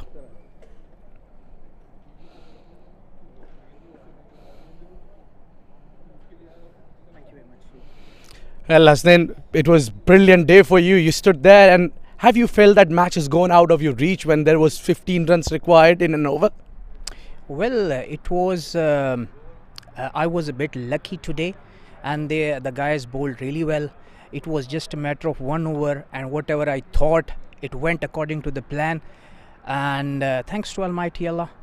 Well, quite a challenging, as you mentioned, there were the opponents were having some quality bowlers, and they were having this tag of undefeatable throughout the tournament just before this game. Was there any pressure against them? To be honest, there wasn't a pressure. There was a pressure of some high run rate that was piling up, and what I kept thinking, that I kept belief in myself, and I planned to just take the innings deep. And it was just a matter of one over. As I mentioned, they bowled really well. It was in their end, but just one over turned the game to us. So, what a wonderful inning this is. This will be remembered for a long, long time. Thank you very much for delivering it. thank you. Well, that's it from the post-match presentation party, and we'll take a leave. Until then, we'll see you tomorrow. Goodbye and good night.